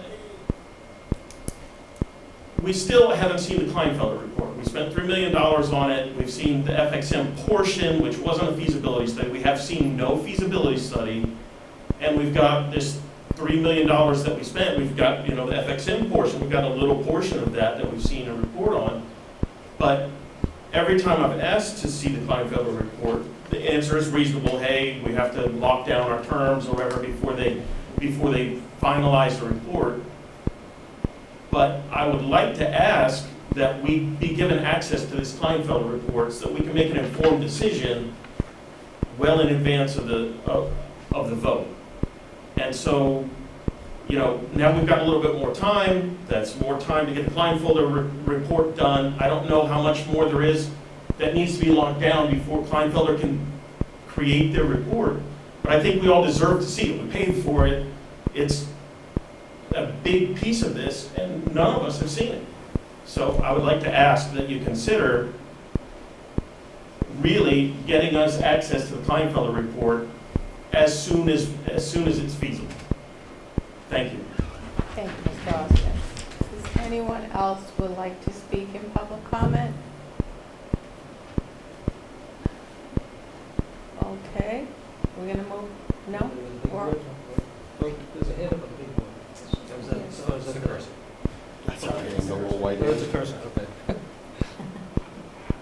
Okay, so we're gonna move on to appointments, Board of Registrars, Housing Authority, and Transportation Committee. Madam Mr. Chair. Wallner. Madam Chair, I move to place in nomination the following name for appointment as the tenant member to the Housing Authority for a term to expire on May 2nd, 2028. Lillian Martin. Second? Oh, motion by Mr. Wallner, second by Mr. O'Leary. Any further discussion? This is a roll call name vote. Do we, okay, Mrs.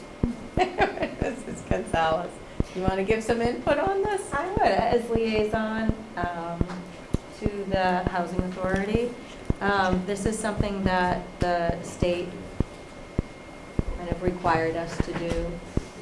So Mr. Carucci stepped down so that a tenant would be able to take that seat on the board. All right.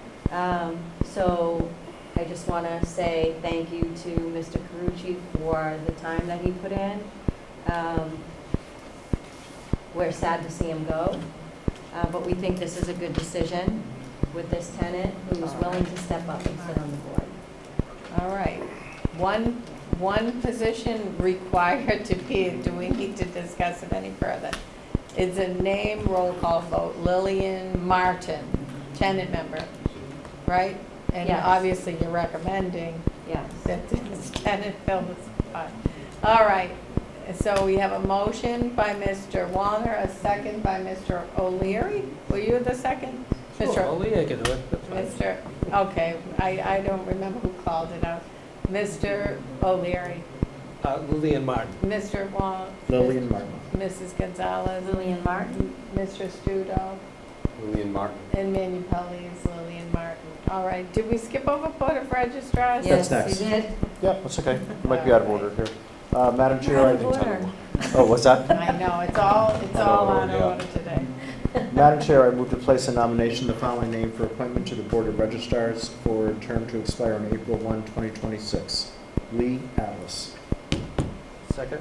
Motion by Mr. Wallner, second by Mr. O'Leary. Any further discussion?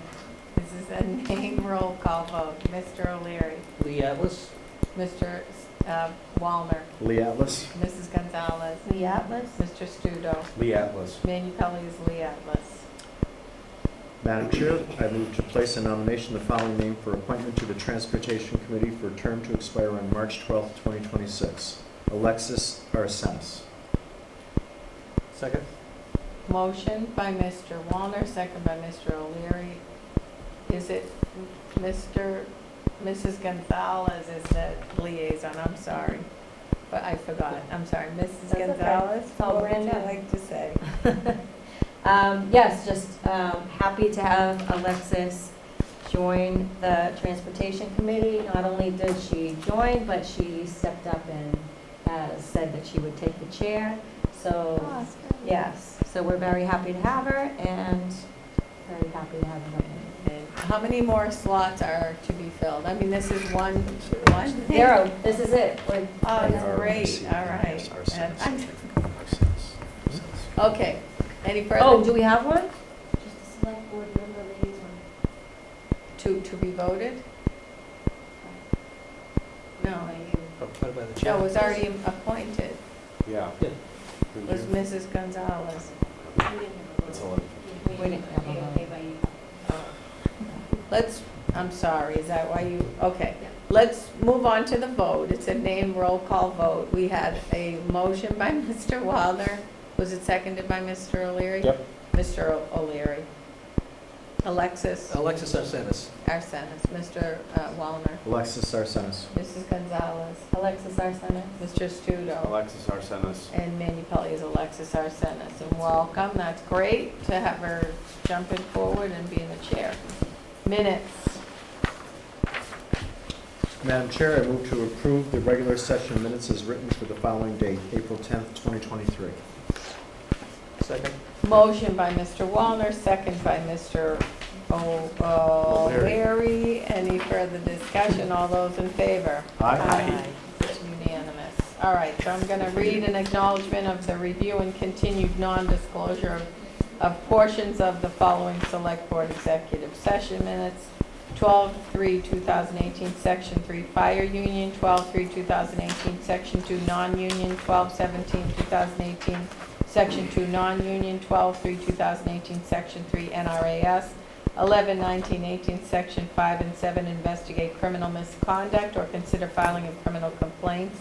11, 19, 18, Section 5, fire union. 11, 5, 18, Section 2, non-union. 11, 5, 18, Section 3, NRAS. 11, 5, 18, Section 3, health insurance.